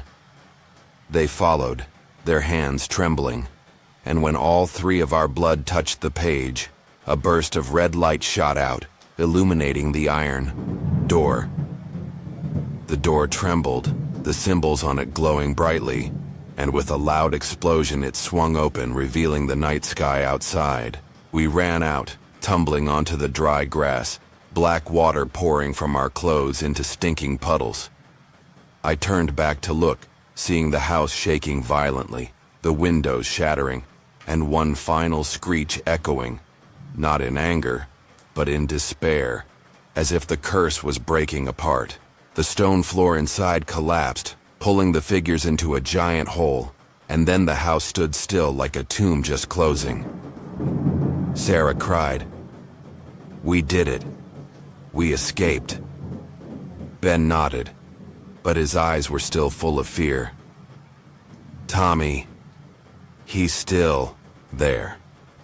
I said nothing, just looked at the house, now nothing more than a pile of rotting wood under the moonlight, with no sign of the gateway or the entities. But when I looked at my hand, the scratches were still there, and under my nails I saw black mud, like a reminder that we left a part of ourselves in the house. We trudged back to town, no one looking back. When I told my parents, they didn't believe me, thinking it was just a prank by the neighborhood kids. But that night, as I lay in bed, I heard a soft whisper, not from the house, but deep inside my head, "You belong here." I sat up, looked out the window, and saw a small figure, the long-haired child, standing at the end of the road, its white eyes glowing under the moonlight. I had never believed in ghost stories until that fateful night when I decided to stay at my grandmother's house in the remote countryside. The small wooden house sat in the middle of a vast rice field, miles away from the nearest settlement, with only the sound of wind whistling through the dry bamboo bushes as a companion to the silence. My grandmother had passed away a few months earlier, and the house had been abandoned since then. But my parents asked me to check if anything needed repairs before selling it. I arrived one late afternoon, just as the sun was setting, dying, the sky red like a bloodstain spread across the field. As I entered, I immediately felt an unusual chill. Not the cold of winter, but a bone-chilling breeze, as if the house was exhaling the breath of something not from this world. I shut the door tightly and turned on the lights, but the faint glow from the bulbs couldn't dispel the thick darkness enveloping the house. I told myself it was just my imagination, that my grandmother's death had made me more sensitive than usual. I quickly tidied up, checked the windows, and decided to sleep in her old bed in the living room, where there was still a faint scent of the incense she used to burn. Night fell, and I lay in bed, trying to sleep. But the stillness of the house made me uneasy. The wind outside howled through the gaps in the roof, like the whispers of someone trying to say something I couldn't understand. I pulled the blanket higher, closed my eyes, and then I heard it. A soft, rhythmic tapping from the wall behind my headboard. I shot up, my heart pounding, thinking it was just a branch hitting the wall from the strong wind. I checked the window, but there was nothing but dense darkness outside, no branch close enough to touch the house. The tapping continued, neither faster nor slower, like the heartbeat of someone fast asleep. I whispered to myself, "It must be mice," and tried to go back to bed. But as soon as I lay down, the tapping moved to the front door. 3 clear, strong knocks, as if someone was knocking to be let in. I stood still, breath quickening, staring at the old wooden door a few meters away from me. No one could be here at this hour, in the middle of the empty field, with the clock striking midnight. I gathered my courage, walked to the door, my trembling hand on the doorknob. I whispered through the crack, "Is anyone there?" There was no answer, only the wind howling louder, as if trying to drown out all other sounds. I cracked the door open, and a cold gust of air blew across my face, carrying the scent of damp earth and something foul, like the smell of something rotten for a long time. There was no one outside, only the rice field stretching out, hazy under the weak crescent moon. I slammed the door shut, locked it tight, and returned to bed, telling myself it was just the wind, just a trick of a sleepless night. But the tapping didn't stop. It returned to the wall behind the bed, then spread to the other walls, as if something was moving around the house, tapping on every wooden surface to taunt me. I turned on the desk lamp, but the light flickered and then went out completely, leaving me in suffocating darkness. I heard footsteps, not from outside, but from the ceiling, slow and heavy, like someone walking back and forth in the attic. I looked up, heart racing, but I knew this house had no attic, only a low wooden roof with beams covered in cobwebs. I screamed, "Is anyone there?" "Stop it!" The footsteps stopped, but in their place came a soft hiss, not the wind, but the breath of a living creature, coming from just behind the wall. I jumped out of bed, ran to the corner of the room where my grandmother's old mirror hung on the wall. In the weak moonlight streaming through the window, I looked into the mirror and my heart seemed to stop. In the reflection, it wasn't just me, but a figure standing behind me, tall and thin, with unnaturally long arms hanging by its sides, its face obscured by tangled black hair. I turned around, but there was no one. Only darkness. And now the tapping was coming from all directions, like a symphony of madness. I ran to the front door, tried to unlock it, but the key fell to the floor, and when I bent down to pick it up, I saw a streak of black water leaking from the gap beneath the door, emitting a strong, putrid stench. I screamed, pounded my hands on the door, but it didn't budge, as if some invisible force was holding it shut. The tapping stopped, and a hoarse voice echoed from behind. Not in my head, but right in the room. "Open the door." I turned around, and the figure in the mirror was now standing in the middle of the room. No longer a reflection, but a real entity. Its white eyes glowing in the darkness, its mouth wide open, continuously hissing as if it wanted to tear the air apart. It glided closer, slow steps, leaving black streaks on the wooden floor with each footstep. I backed, up hitting the wall, screaming, "Stay away from me!" But it didn't stop, and when it got close I saw its face. Not a human face, but a withered corpse, skin peeling like burnt paper, cracked lips stretching into a horrifying smile. Closed my eyes, praying it was just a nightmare, but when I opened my eyes again it was gone. Only the tapping remained, now closer, as if right beside my ear. I ran to the window, slammed my fist against the glass, and fortunately it shattered, revealing the field outside. I climbed through, fell to the ground, and ran across the field as fast as I could, not daring to look back. The tapping followed, me, echoing in the wind. But I didn't stop until I reached the main road, where the lights from the town flickered in the distance. When I told my parents, they laughed, saying I was just imagining things from being alone too long. But when I checked my hands, I saw small scratches under my nails, not from the broken glass, but from sharp claws, like the marks of something that had tried to keep me in the house. That night, as I lay in bed at home, I heard a soft tap from the wall behind me, steady, slow, like the heartbeat of something that never sleeps. I never believed in ghost stories until that fateful night when I decided to spend the night at my grandmother's house in a remote countryside village. The small wooden house stood amidst a vast rice field, miles away from the nearest settlement, with only the sound of the wind howling through the dry bamboo bushes accompanying the stillness. My grandmother had passed away a few months earlier, and the house had been left abandoned since then. However, my parents asked me to check if any repairs were needed before selling it. I arrived on a late afternoon, just as the sun was setting, dyeing the sky red like a stain of blood over the fields. As I stepped inside, I immediately felt an unnatural coldness, not the chill of winter, but a bone-piercing draft, as if the house was exhaling the breath of something not of this world. I locked the door tightly and turned on the lights, but the faint glow of the bulb couldn't dispel the thick darkness that surrounded the house.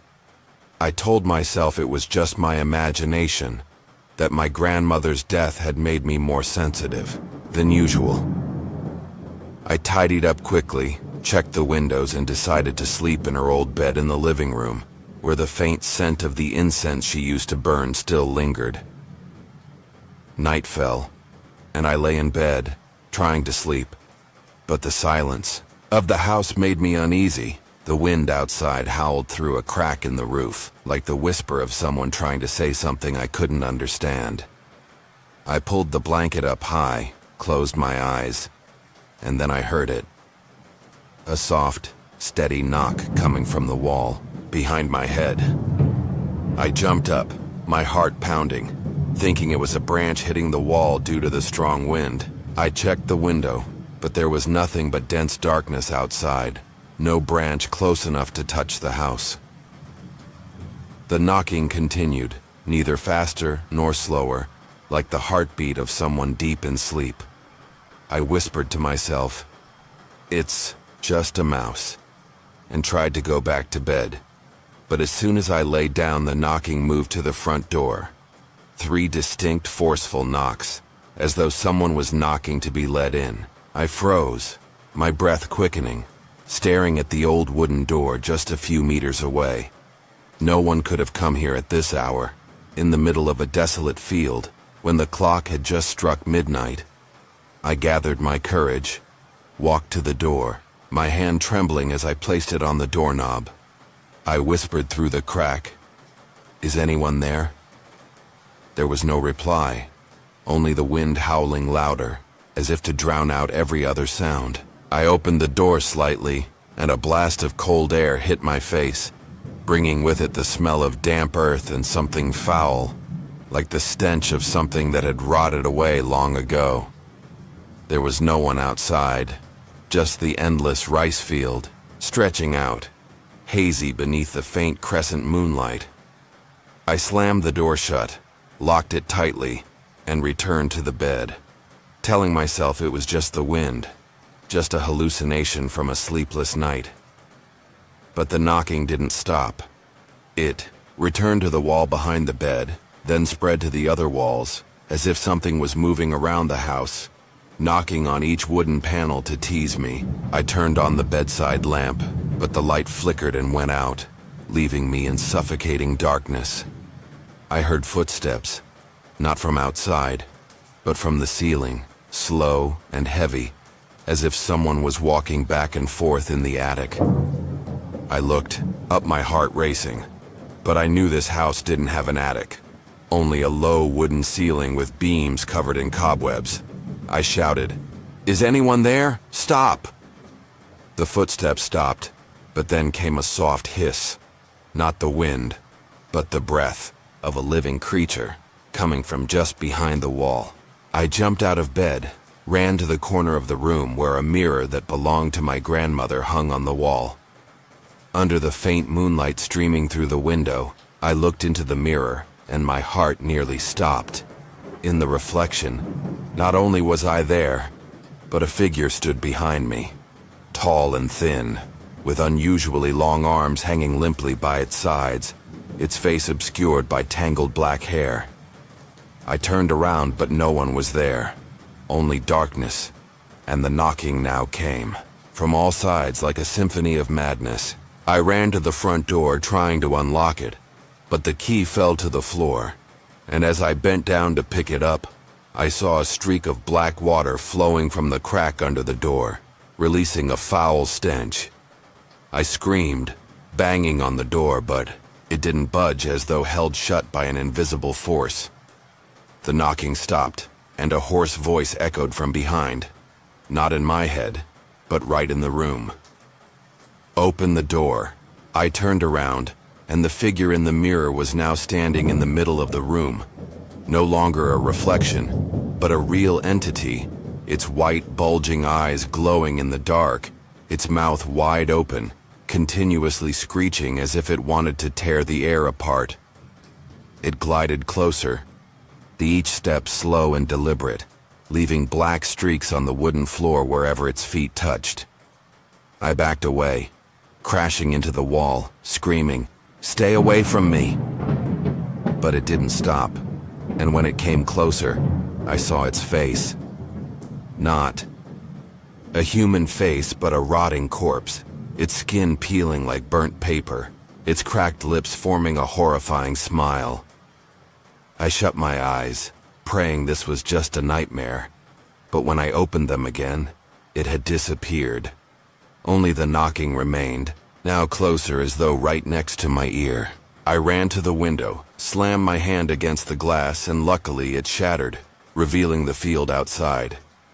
I climbed through, falling to the ground, and ran desperately across the field, not daring to look back. The knocking followed me, echoing in the wind, but I didn't stop until I reached the main road, where the lights of the town flickered in the distance. When I told my parents, they laughed, saying I was just imagining things because I had been alone for too long. But when I checked my hands, I found small scratches under my nails, not from the broken glass, but from sharp claws, like the mark of something that had tried to keep me in the house. That night, as I lay in bed at home, I heard a soft knock from the wall behind me, steady, slow, like the heartbeat of someone who never sleeps. I've always had the habit of rummaging through old things in my parents' shed whenever I visit the countryside for the weekend. The shed is tucked away in the corner of the backyard, a small wooden room full of dust, where sunlight only filters through the cracks in the walls, casting faint streaks of light on the dirt floor. This time, I found an old radio, its metal casing rusted, and the dial knob clicked loudly when I touched it. It looked like junk, but my curiosity got the better of me, and I brought it inside, placed it on the kitchen table, and plugged it in just to see if it would make any noise, not expecting anything more than static from a broken object. When I turned the switch on, a sharp, ear-piercing sound blasted from the speakers, not music or speech, but a high-pitched screech, like metal scraping against glass, making me jump back in alarm. I quickly adjusted the dial, and the sound morphed into a voice, hoarse, intermittent, as if someone was whispering from a great distance.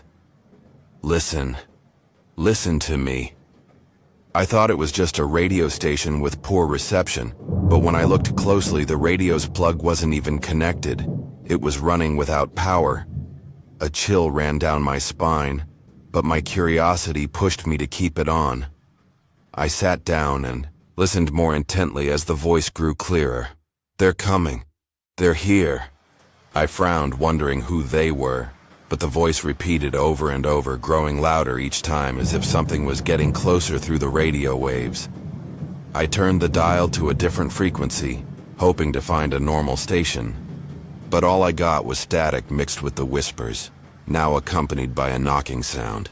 Steady, slow, like someone was tapping metal from inside the radio. I stood up, planning to take it outside, but when I touched the metal casing, it felt hot to the touch, as though it had just been pulled from the fire, even though it had been cold just a few minutes before. The knocking grew faster, blending with the screeching, and then a new sound emerged. Laughter, soft but chilling, like the sound of a child trapped in agony. I stepped back, my heart racing, staring at the radio, now vibrating on the table as if something inside was trying to escape. I screamed, "Stop!" and rushed to unplug it, though it wasn't even plugged in. But when my hand touched the cord, a jolt of electricity shot through me, knocking me to the floor, my hand numb. The radio didn't stop, and the voice now spoke louder than ever. "You've called us. You belong to us." I turned back, and from the crack in the radio's casing, a streak of black smoke poured out, swirling in the air like invisible fingers. The smoke gathered in the center of the room, slowly forming into a shape, tall and thin, with unnaturally long arms hanging limp at its sides, its eyes glowing white in the darkness. It didn't move, just stood there staring at me, its mouth wide open, screeching the same sound as the radio. I ran for the door, but it was locked tight, though I hadn't latched it, and the knocking now echoed from all sides, from the walls, the ceiling, the floor, as if an invisible army was surrounding me. I rushed into the kitchen, grabbed a knife, and turned to face the figure, but it had vanished. Only the radio remained, shaking violently on the table, the voice repeating, "They're here. They're here." I slammed the knife into the radio, shattering its metal casing, and a thick black liquid poured out, releasing a stench of rotting flesh. The knocking ceased, but when I looked down at the floor, I saw small handprints, not mine, imprinted in the dust, leading from the table to the window, where the glass had shattered into a spiderweb pattern. I left the house that night, not daring to go back for my things. When I told my parents, they dismissed it as imagination from being tired, but a few days later my dad called, his voice trembling. "Son, I just heard the knocking from the shed, and that radio, it turned on again." I didn't respond, just looked at my hands. The small burn marks from the electric shock still there, and every night I hear the faint whisper from the darkness. "You belong to us." I live alone in a small house on the outskirts where the streets are empty at night, and the only sound breaking the silence is the chorus of insects. That night, I went to bed early after a long day of work, locked all the doors, turned off all the lights, and pulled the blanket up to ward off the cold of winter. I fell asleep quickly, but an uneasy feeling woke me in the middle of the night, not because of any noise, but due to an unusual silence, as if the whole world outside had stopped breathing. I opened my eyes, and the light from the living room, lamp shining through the crack in the door, startled me. I distinctly remembered turning it off before going to bed. My heart began to race as I tried to recall if I had forgotten to switch it off, but the memory of turning off the light was still clear in my mind. I got out of bed, my bare feet touching the cold wooden floor, and when I opened my bedroom door, I realized something even more terrifying. The front door leading to the yard was wide open, the cold wind rushing in with the smell of damp earth. I stood still, my breath quickening, staring into the darkness outside, where the faint moonlight barely illuminated the bushes swaying in the breeze. I approached the door, my hand trembling as I reached for the doorknob. And when I was, about to close it, I heard a faint sound. Footsteps not from outside but from inside the house, coming from the stairs leading down to the basement. I turned around, eyes straining in the dark, and then I saw it. A strange figure, tall and thin, standing silently in the corner of the living room, its eyes glowing white like two will-o'-the-wisps. I screamed, rushing to the nearest light, switched to flood the room with light, but as the room brightened, the figure disappeared, as though it had never been there. I stood frozen, breathing heavily, trying to calm myself, telling myself it was just a hallucination from lack of sleep. But when I looked down at the floor, I froze in terror. Muddy black footprints were scattered all over the path from the front door to the living room, even though I had no memory of walking there or opening the door. I checked my feet. Clean, with no dirt on them. So whose footprints were these? I rushed to the door and locked it tightly, then ran to the kitchen to grab a knife, deciding to stay awake until morning, ready to face whatever was out there. But the silence didn't last long. A soft tapping sound echoed from the basement, steady, slow, as if someone were tapping on wood with their fingernails. I gripped the knife tightly and walked toward the basement door, pressing my ear against the cold wood to listen. The tapping stopped, replaced by a rasping sound, hoarse, not human, like something breathing in the darkness.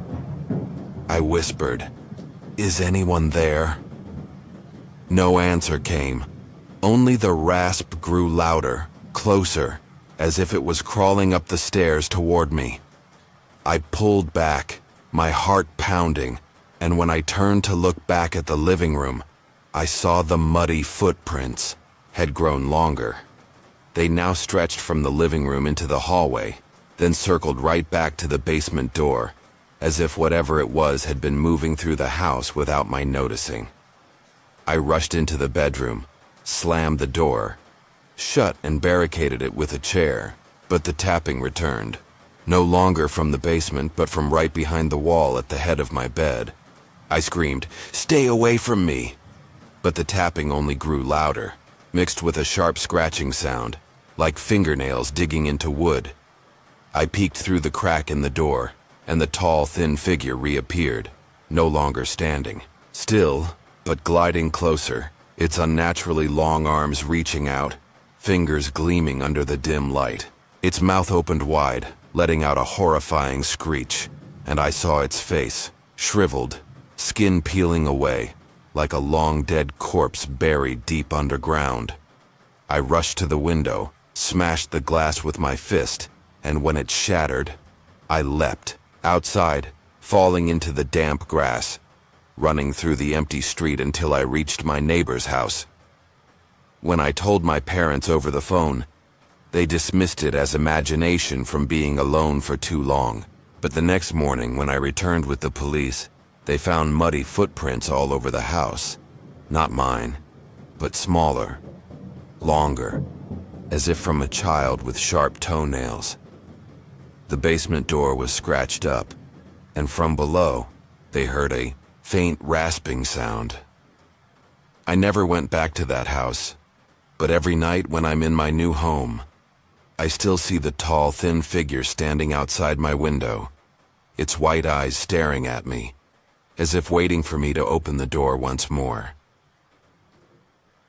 I was 16 that year, living with my mother and little sister in an old wooden house on the edge of a forest in Tennessee. This happened when I was 16, living with my mom and sister near a dense forest in Tennessee.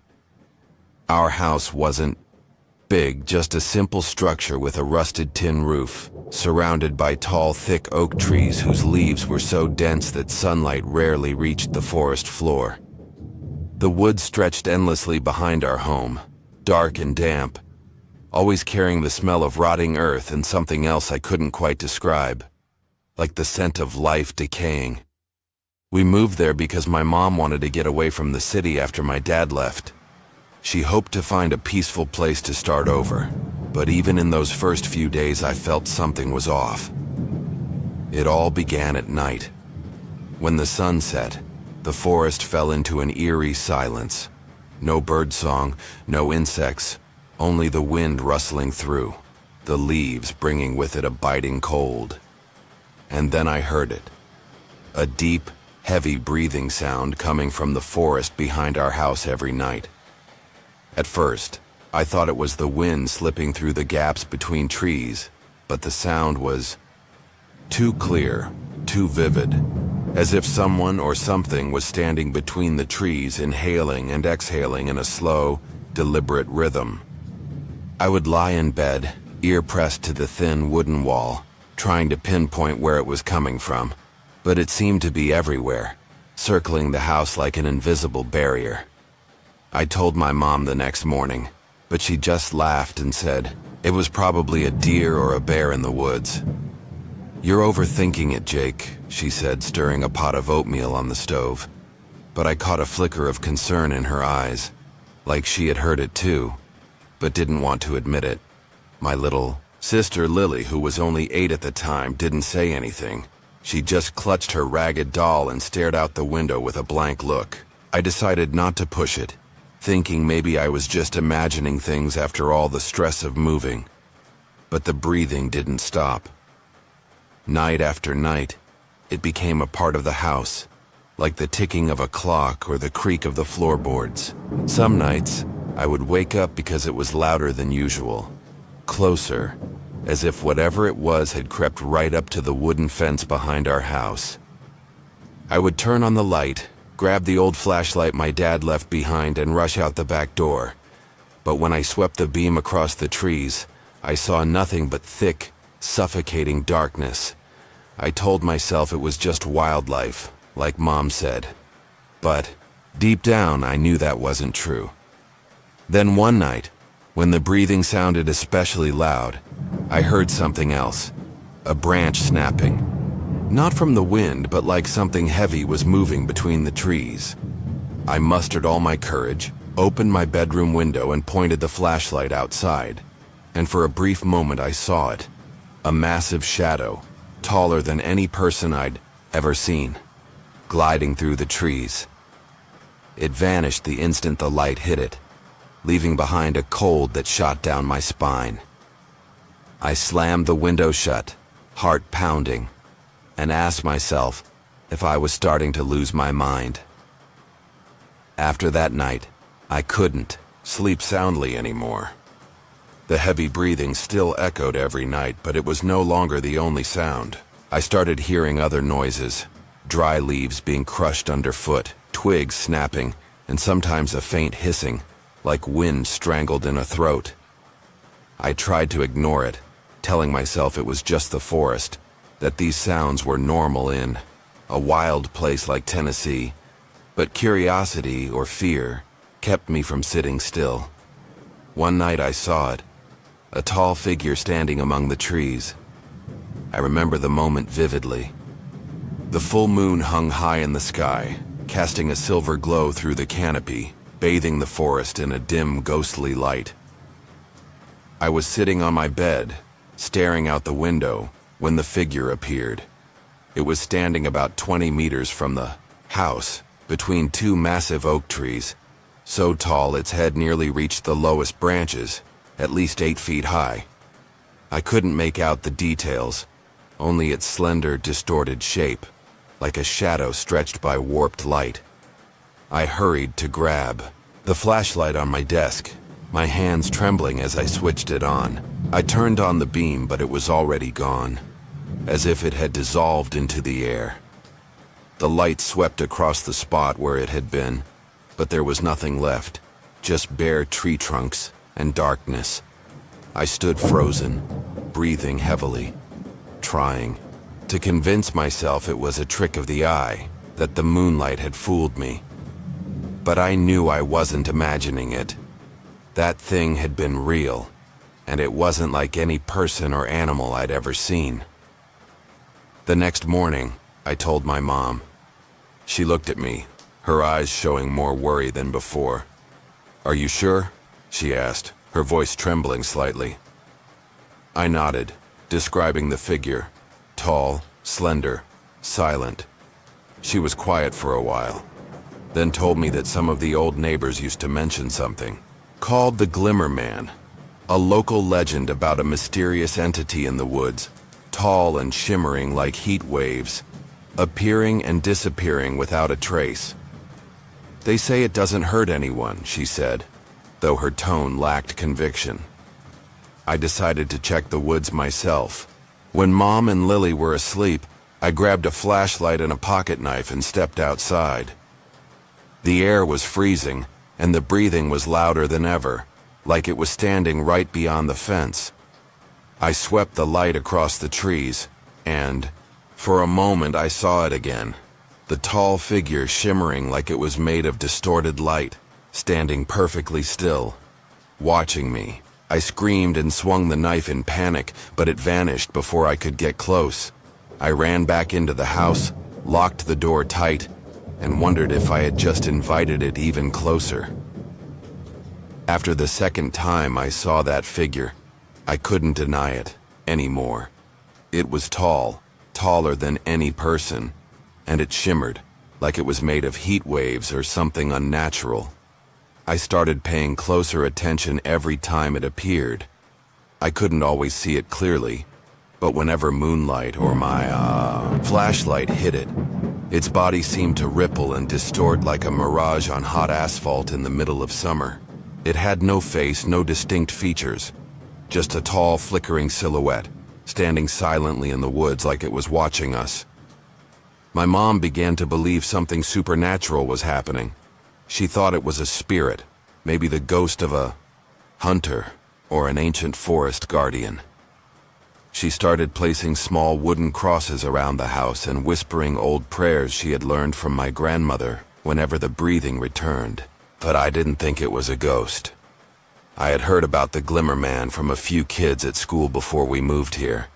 They said it was something not of this world, not human, not animal, but a being that roamed the forests of Tennessee, hunting those who trespassed on its territory. I started noticing other signs. During the day, I'd find broken branches at strange heights, as if something huge had passed through. Sometimes I smelled something unusual in the air, not the musk of wild animals, but the acrid scent of burning metal, like a shorted-out wire. The breathing also changed. Sometimes it came so close I could feel the heat of it on the back of my neck, even when I was inside the locked house. One night, I decided to set a trap. I tied a fishing line around the yard and attached small bells to it, just to see if the thing moved like a person. At midnight, the bells went crazy, but when I ran outside, the line had been torn apart, not cut, but yanked violently by some massive force. In the beam of my flashlight, I saw it. The Glimmer Man, standing only a few meters away, flickering wildly, like it was furious. Its breathing had turned into a low growl, deep enough to make the ground tremble beneath my feet. I bolted back. Inside, heart pounding like it was going to explode, knowing I had just made it angry. I couldn't take the unease anymore. I convinced my mom that we needed proof, something to show we weren't crazy, that this thing was real. We set up a camera to capture it, an old camcorder Mom used to film Lily's birthday parties. I mounted it to the living room window pointing directly into the forest and set it to record through the night. If it really is the Glimmer Man, we'll see it, I told Mom, though deep down I wasn't sure whether this would help us or make things worse. The first night, we sat in front of the small monitor connected to the camera, waiting. The breathing came, as usual, louder, closer, but the screen only showed darkness and swaying branches. Then, around 2 a.m., I heard it. The sound of branches snapping, not one but several in quick succession, like something large was moving fast through the woods. I stared at the screen, and all we captured were faint, shifting shadows moving through the darkness. They weren't clear, just long, flickering shapes, shimmering slightly, gliding across the frame and then disappearing. Mom gripped my hand and whispered, "Oh God, it's really out there." We watched the footage dozens of times trying to zoom in, but the image was too grainy. The breathing on the recording was uneven, sometimes pausing, almost like the thing was inhaling, deeply, trying to smell something. Maybe us. A chill ran down my spine as I realized the camera didn't scare it. It still came, still watched, as if it knew we were trying to figure it out. On the second night, the camera caught something far worse. Amid the breathing, I heard a screech. Not wind, but the sound of metal being scraped. The screen glitched for a few seconds and then showed a tall figure standing right at the fence line, shimmering violently like a fire made of glass. It tilted its head, like it was looking straight into the lens. And then the screen went black. When I ran outside to check, the camera had been torn off the window. The cable was ripped clean, in half, and lay twisted in the mud. I screamed for my mom, knowing then we were no longer safe. After the camera incident, the air inside the house grew heavier. Mom started locking every window, pulling the curtains tight shut, but the breathing still seeped through the walls, echoing in every corner of the house. I couldn't sleep, just lay there listening, trying to figure out where it was. Near the fence, beneath the porch, or just outside the door. Even Lily had changed. She no longer talked much. She just clutched her torn doll, curled up in the corner, her eyes always staring toward the woods like she was waiting for something. One night, my little sister screamed. She'd seen it right. Outside her bedroom window. I was downstairs rewatching the blurry footage from the camera when Lily's scream tore through the silence. I bolted up the stairs, feet slipping on the wooden steps, with Mom shouting behind me from the kitchen. When I burst into Lily's room, she was standing in the middle of the floor, pointing at the window, her face pale, tears streaming down her cheeks. It was there, she stammered, her voice cracking with fear. I looked out the window. Under the pale moonlight, the Glimmer Man, stood just outside the glass, tall and shimmering like a living nightmare. It didn't move, didn't flinch, it just stood there, but I could feel its gaze pressing through the glass straight into me. Mom rushed in, scooping Lily into her arms and pulling her away, but I couldn't tear my eyes away from the thing. Its breathing was louder than ever, vibrating through my chest as if it were standing right beside me. Then it raised its hand. Not a human hand, but a long, twisted limb that shimmered like fractured glass. The window pane trembled, thin cracks forming even though it hadn't touched the glass. A piercing screech rang out and I was thrown backward as the window shattered, shards flying across the room like shrapnel. When I looked up, it was gone. But on the floor, among the broken pieces, was a glowing streak. Not water, but something metallic and liquid, faintly steaming. I grabbed Mom and Lily, and we ran downstairs, knowing now that this house was no longer a safe place. We moved to a small town dozens of miles away from the forest, renting a rundown apartment. But at least it had streetlights and the comforting noise of people, enough to drown out the terrifying silence we'd left behind. We moved out a week later, and I thought it would be over, that the Glimmer Man would stay in the forest and not follow us. But I was wrong. In the first few days at the new place, I tried to forget everything. The shimmering figure, the breathing, the giant footprints. Mom started working at a grocery store, and Lily went back to school, though she didn't smile as much as before. As for me, I couldn't shake the feeling that I'd brought something with me from the forest. Sometimes, I still heard that breathing in my dreams. Not every night, but often enough that I'd wake up drenched in sweat, ears ringing with that deep guttural sound, close, vivid, as if it had never left. I began researching the Glimmer Man online, reading fragmented stories from people in Tennessee, accounts of a tall, shimmering figure appearing in the woods and vanishing without a trace.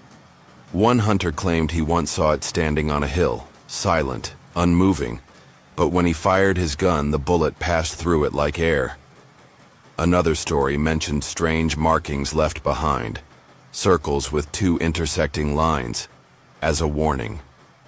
1. I woke up to the sound of breathing, not in a dream, but right there, in my room.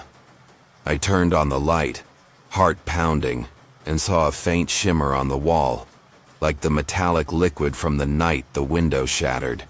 It crawled slowly down from the wall to the floor, then vanished. I screamed for Mom, but by the time she rushed in, there was nothing left except the faint scent of burnt metal lingering in the air. I knew then it was still there, watching me. Even though we'd left the forest far behind, a new life couldn't erase the haunting memories. I avoided talking about the forest, but sometimes during quiet evenings, I'd hear my mother telling neighbors bits and pieces of what we'd been through. She didn't call it the Glimmer Man. She called it that thing, as if giving it a name would make it stronger.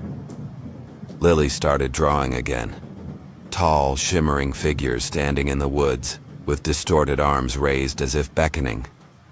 I didn't know how much she actually remembered, but those drawings sent chills down my spine. People say the forest is still there, and strange things still happen to anyone who goes near it. I came across some posts online from people who visited the area after we left. One camper claimed he heard heavy breathing and saw a circle symbol carved into a tree, but when he turned around to take a picture, it was gone. A group of hunters went missing for several days, only to return with hazy memories. They could only recall seeing something tall and shimmering before blacking out. No one could explain it, but they all agreed. The forest doesn't welcome strangers. I never went back, but I can't stop thinking about the Glimmer Man. What is it? A spirit, a creature, or something beyond anything we understand? The dreams still come. The breathing still echoes at night. And sometimes, when I glance out the window, I swear I see a shimmering shape in the distance, just beyond the streetlights. Then, one day, I received a letter. No return address, just a single piece of paper inside, marked with the same circle and two intersecting lines, drawn in black ink. Below it, in shaky handwriting, were the words, It knows where you are. I burned the letter immediately, but that night, the breathing returned, louder than ever, followed by a screech like metal scraping against glass. I looked out the window, and under the glow of the streetlight, I saw it. The Glimmer Man, standing, still, shimmering, staring straight at me. I don't know what it wants, but I know one thing. No matter how far I run, I'll never escape it. The year 2020 was a tough one for me, not just because of the pandemic, but also because of the night shift at a small hotel on the outskirts that I took to make extra money. In 2020, I worked the night shift at the hotel with my colleague Sarah. The hotel was on a quiet road, far from the city center, with only a few old rooms and a small parking lot in front. I worked with Sarah, a quiet but reliable girl who always brought coffee to stay awake during our long shifts from midnight to dawn. We would often chat through the quiet hours when the few guests had already fallen asleep, and the only sound was the ticking of the wall clock at the front desk. But everything changed one cold winter night when the first shadow appeared in the darkness. One night, a man began watching us from the parking lot. I was cleaning the counter when Sarah whispered, "Look outside." Through the large glass window of the front desk, I saw him.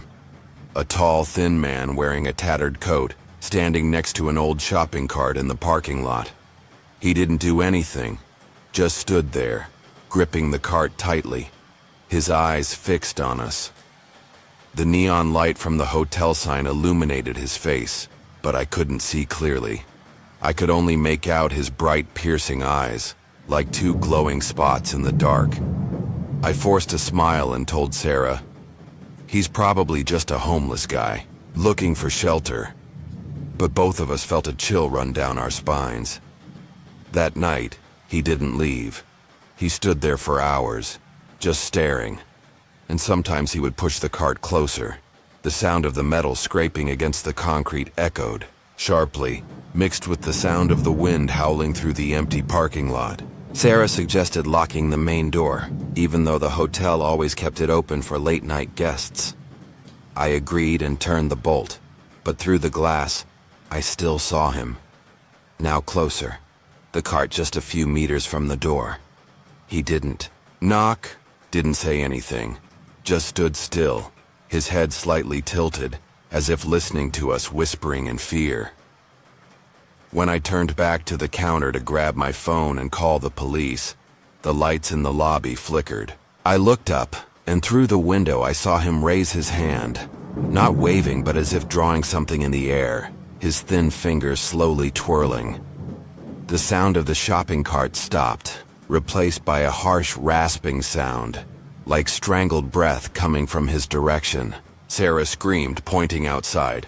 The cart was now right up against the glass door, though we hadn't seen him move. I dialed 911, my voice trembling, but when the police arrived 20 minutes later, he had vanished, leaving only the empty cart in the parking lot. We told ourselves it was just a strange person, but the chill in our bones didn't go away. After that first night, we thought he wouldn't return, but we were wrong. Every night after that, he showed up, always standing in the parking lot, always near the shopping cart, always staring through the glass with unblinking eyes. We called the police, but he always disappeared before they arrived. Sarah started, carrying a small knife in her bag, and I added an extra lock to the front door. Although it didn't make us feel any safer, the sound of the shopping cart scraping on the concrete became a haunting noise, echoing every time the clock struck 2 a.m. as a warning that he was there. He never said anything, but his actions grew more bizarre.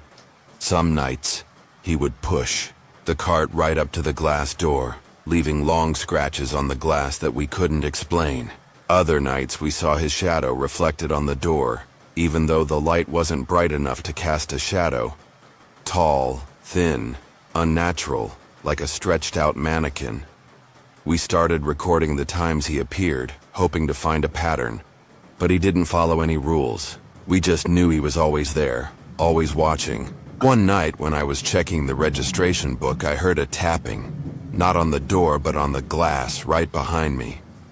I turned around and he was standing there, pressed up against the glass door, his face against it, his wide, white eyes staring straight at me. His breath fogged up the glass, but there was no warmth, just a cold streak spreading out. Sarah screamed, dropping her coffee cup, and I rushed to grab the phone, but when I looked back, he was gone. On the glass, where his face had been pressed, was a smudge, not condensation, but something like black oil, faintly smoking. We couldn't sleep that night, just huddled behind the counter, waiting for daylight. A month later, we saw his face. On the news, he was the shopping cart killer, wanted for 3 murders. The broadcast showed images from the security camera, his gaunt face, his white eyes, and the familiar shopping cart.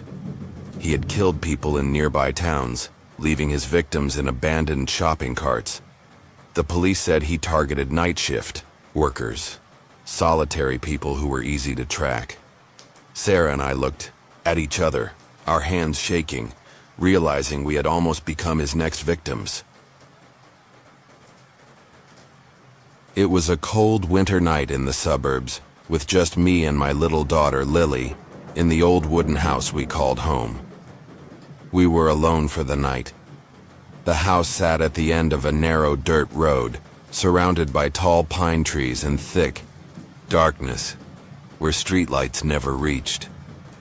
Lily, only 6 years old, was playing with her ragged doll in the living room, while I sat by the fireplace, trying to stay warm in the bone-chilling cold of December.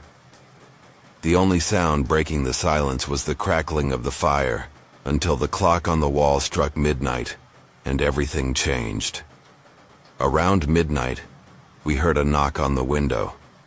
At first, it was a gentle tap, tap, tap, tap, like someone tapping their fingers on the glass. I looked up, thinking it was just a branch blown by the wind, but there was no wind that night. The air was still, heavy, as if the whole world was holding its breath. Lily stopped playing, her big eyes looking at me, whispering, "Mom, who's that?" I forced a smile, telling her it was probably just a bird or a small animal. But my heart started pounding faster as the knocks grew more rhythmic, more purposeful. Then, a voice came from outside, rough, slow, but eerily familiar. "Lily, open the door for Grandpa." The voice sounded just like my father's, Lily's grandfather, who had passed away 5 years ago in a car accident. I jumped up, pulling Lily away from the window, my hand shaking as I checked the lock. It was still tightly secured. The knocking stopped, but the voice continued, repeating, "Lily, it's Grandpa." I pulled down the curtains, holding Lily tightly, trying to stay calm, but the cold from the window seeped through the curtain, brushing my skin like an invisible hand. We sat quietly in the dark, waiting, and when the clock struck 1 a.m., everything finally fell silent. I told myself it was just our imagination, but Lily's terrified eyes told me she heard it too, and she knew it wasn't the wind. The next night, the knocking returned, exactly at midnight, like an unbreakable ritual. I looked outside, but no one was there, just the wind and the trees. I pulled the curtain aside, pressed my face against the cold glass, trying to find any sign. A shadow, a branch, anything that could explain the sound. But outside, there was only darkness, the pine trees standing still, and a thin mist slowly drifting across the yard. The knocking continued. Tap, tap, tap. Now faster, louder, as if it were growing impatient. Then the voice came again. "Lily, open the door, I'm cold." Lily said it sounded like Grandpa's voice, but Grandpa had died many years ago. She curled up under the blanket, tears streaming down her face, whispering, "Mom, Is it really Grandpa? Does he want me to open the door? I held Lily tightly, telling her it wasn't Grandpa, that he had passed away a long time ago, but the voice was too familiar, the way he dragged out the word Lily in the warm tone I remembered from my childhood. I locked all the doors, pulled the curtains shut, but the knocking didn't stop. It moved from one window to the next, as if whatever it was circling the house trying to get in. One night, I heard scratching, not knocking anymore, but like nails scraping against the glass, leaving faint scratch marks that I found the next morning. We never opened the door, never, but the knocking returned every night, always at midnight, always with that voice, lasting for weeks, keeping us living in silent terror. I started to wonder if it was really my father, or if something else had taken his voice to trick us, and every night the cold from the window grew thicker, as if it was getting closer, even though I never saw anything but darkness. I was 10 years old that year, living with my parents in an old apartment complex on the outskirts of the city, where the peeling walls and rusted stairs told the story of decades of neglect. I was 10, living in an old apartment building with my parents. The building was a dull gray concrete block, situated between narrow alleys filled with trash and the distant noise of traffic. Our apartment was on the 3rd floor, with a window overlooking a small yard full of weeds and a few rusted bicycles. I liked to sit by the window in the afternoon, watching the other kids playing outside while the musty smell from the hallway seeped into every corner of the house. My parents worked late, often leaving me alone at home with our dog Max, a shaggy mixed breed my dad had picked up off the street a few years earlier. Max was my best friend, always curled up by my feet. His ears perked up whenever he heard a strange sound. Life here was nothing special, until one day, everything changed. A guy moved into the apartment next door. I remember the day he arrived, a fall morning when I was having breakfast and heard the sound of furniture shifting through the thin wall. He was a tall, thin man, with messy hair, wearing a worn-out brown coat, dragging a suitcase and several black nylon bags with him. I peeked through the door crack as he entered the apartment next door, and for a moment, our eyes met. A cold, sharp look, as if he had known me before. I slammed the door shut, my heart racing, but told myself he was just a new neighbor, nothing to be afraid of. But a few days later, I realized I was wrong. He would stare at me through the window or knock on the door, asking to borrow random things like sugar or a screwdriver. The first time was one afternoon when I was doing my homework at the kitchen table. I heard the knock, knock, knock, knock, slow, steady, from the front door. I cracked it open, and he stood there, smiling, but the smile didn't reach his eyes. "Can I borrow some sugar, kid?" he asked in a hoarse voice, his hand gripping the door frame. I shook my head, said I didn't have any, and closed the door. But through the curtain crack, I saw he didn't leave right away. He stood there, staring through the kitchen window, his eyes fixed on me until I pulled the curtain shut. The days that followed, he appeared more often, sometimes standing on the stairs when I came back from school, sometimes knocking on the door asking to borrow a screwdriver or cooking oil, always with some ridiculous excuse. I began to feel scared, like he wasn't just a neighbor, but a shadow following me. I told my parents, but they just laughed, saying I was imagining too much, that he was just an eccentric, harmless guy. But I knew that wasn't true. The way he looked at me, like a predator, was not something a 10-year-old child could imagine. One night, when my parents were working the late shift, I was home alone with Max, and things got worse. I was watching TV when I heard the doorknob turn. Not a knock, but as if someone was trying to open it. I turned off the lights, my heart pounding, and looked through the curtain crack. He was standing there right outside the door, holding something shiny under the hallway light. Maybe a knife, maybe a screwdriver. Max started growling, his fur standing on end, and I knew he wasn't just here to borrow something anymore. That night was the first time I truly felt death was near. One night, he tried to break into the house when my parents were away. I huddled in the corner of the living room, holding Max tightly, hearing the doorknob turn harder, then the scratching sound, like nails or metal scraping on wood. He didn't say anything, but I could hear his breathing, heavy, slow, coming through the door crack. Max jumped up, barking wildly, running towards the door, his claws scratching the wooden floor. Our dog Max barked like crazy and chased him away. I cracked open the window and screamed for help, and Max's barking echoed down the hall. I heard his footsteps running quickly down the stairs, his shoes thumping on the concrete. Then silence. When my parents got home, I told them everything, but they still didn't believe me. They checked the door and saw a few scratches, but said it could have been Max. I cried, begging them to do something, but they just hugged me and told me to sleep, that everything would be okay. But I knew it wasn't. His eyes, his breathing, still haunted me whenever I closed my eyes. In the days that followed, he still showed up. No more knocking, but I would see him standing in the courtyard below the apartment, staring up at my window, his eyes glowing in the dark like an animal's eyes. I started letting Max sleep next to my bed, keeping a knife under my pillow, though I wasn't sure I could even use it. Then one day, the police came to the apartment complex, not because of me, but because of another kid from the floor below.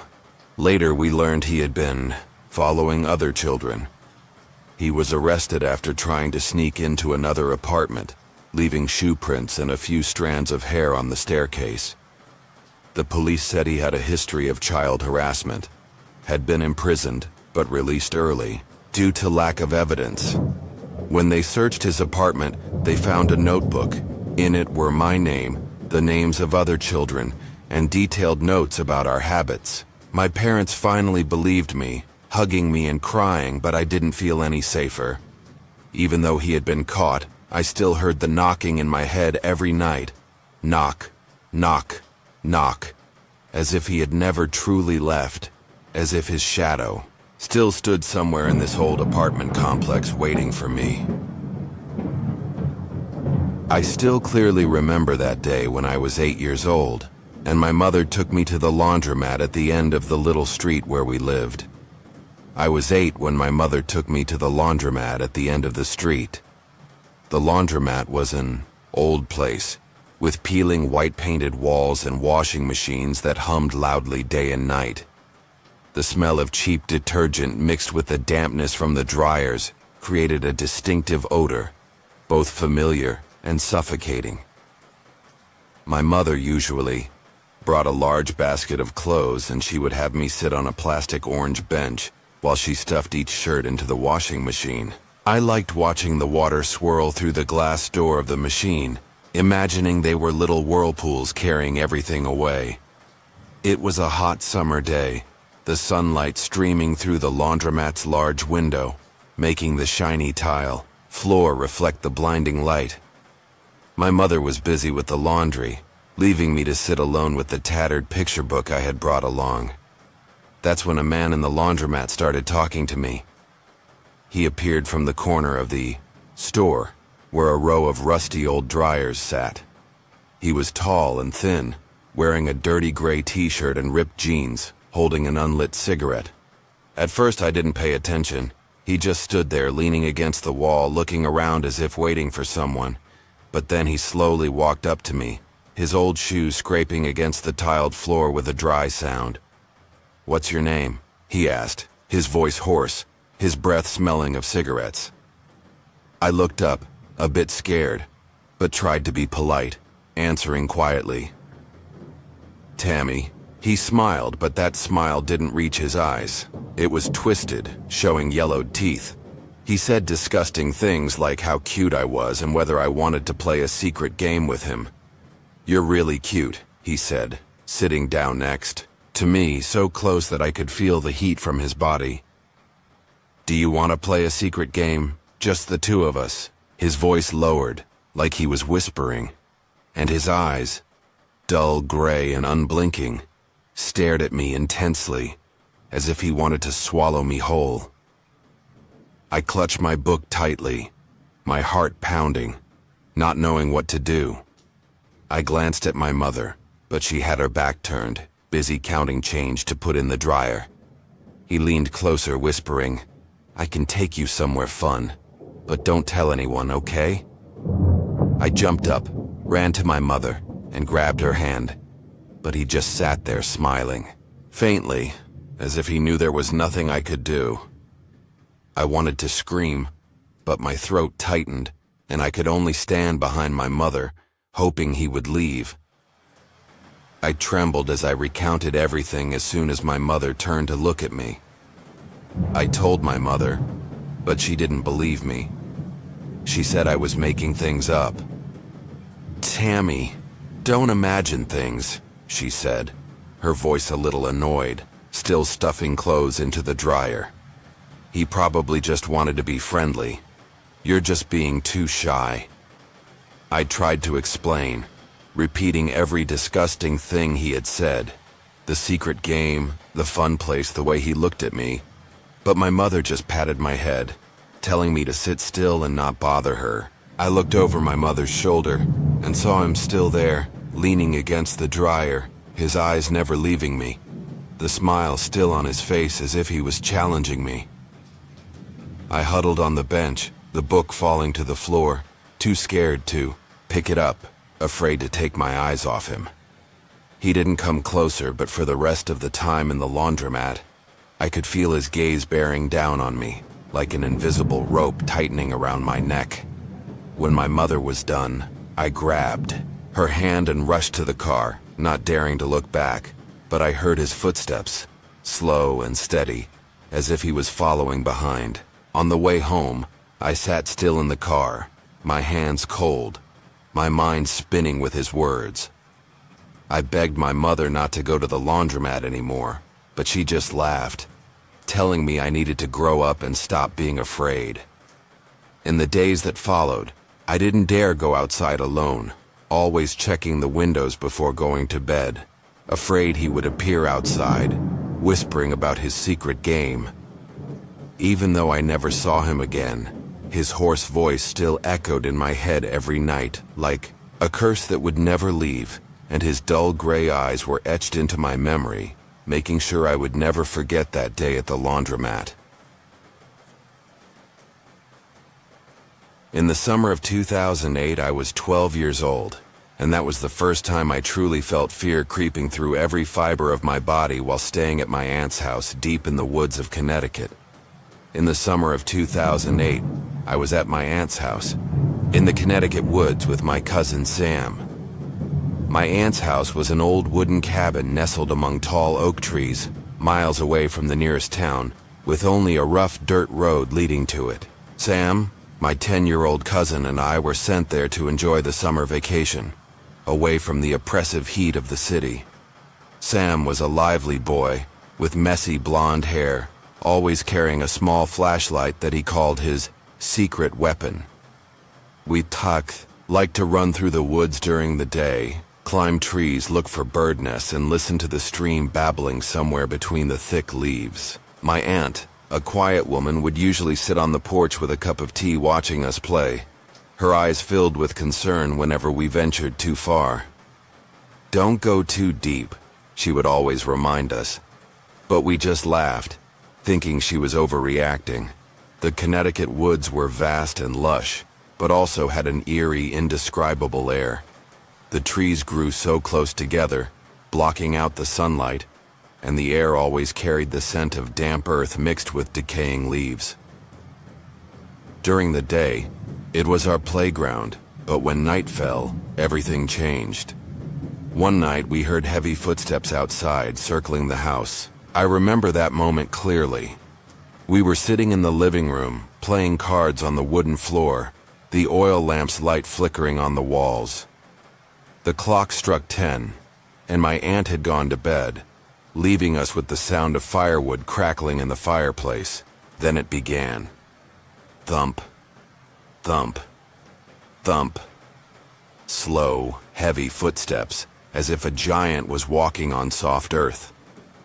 I looked up at Sam, and he stopped playing too, his eyes wide open. "Do you hear that?" he whispered, gripping his card tightly. I nodded, my heart racing, trying to listen. The footsteps were uneven, like the movement of wild animals. They had a rhythm, as if someone was walking around the house checking every corner. We turned off the oil lamp, crawled to the window and peeked out a little to see what was outside. We looked out the window, but it was too dark to see anything, just trees and darkness. The faint moonlight filtered through the leaves, casting a weak light on the front yard, but there was nothing out there, no figure, no footprints, only the oak trees standing still like gigantic sentries.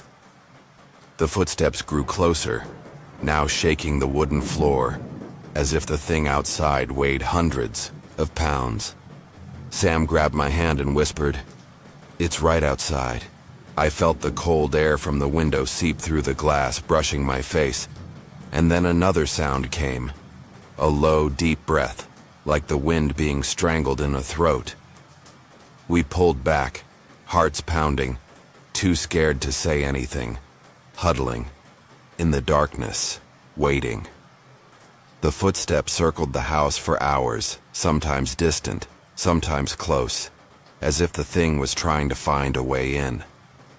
I wanted to call my aunt, but Sam shook his head, saying, "Don't let it hear you."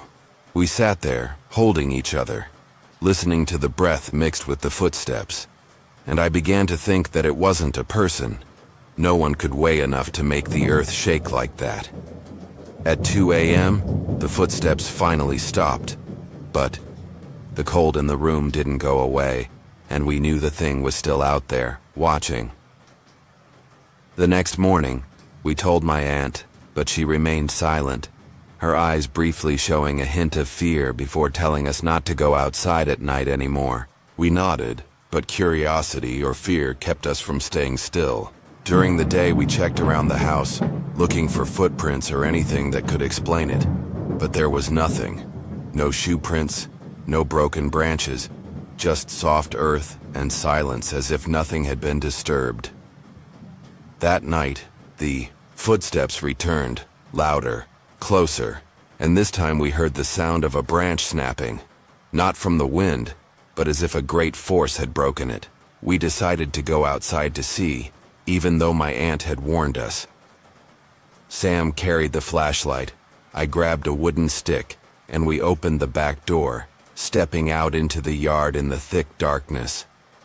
The footsteps stopped as soon as we went outside, but the air was heavy, as if someone was holding their breath. Sam swept the flashlight through the woods, the weak light illuminating tree trunks, but we saw nothing except darkness and slow-moving mist. Then we heard it. Thump, thump, thump, from deep in the woods, faster, stronger, as if it knew we were outside. We had to run when we realized something was chasing us through the woods. Sam yelled, "Run!" And we sprinted through the bushes, tripping on tree roots, our hands brushing against sharp branches. The footsteps followed, shaking the ground, now accompanied by the low breath louder and closer, as if it was right behind us. I glanced back once, and in Sam's flashlight beam I saw a huge shadow, tall, blurry, moving between the trees, its shape unclear but enough to make me scream. We ran back to the house, banging on the door until my aunt opened it, her face pale when she saw us gasping for breath, our clothes torn. We locked the door, pulled the curtains, and huddled in the living room, listening to the footsteps circling the house for a while before disappearing into the woods. The next morning, my aunt didn't say anything, just packed our things and took us home early. We never returned to that forest, but every night after that I still heard the footsteps in my head. Thump, thump, thump, as if it was still chasing us, even though I was hundreds of miles away.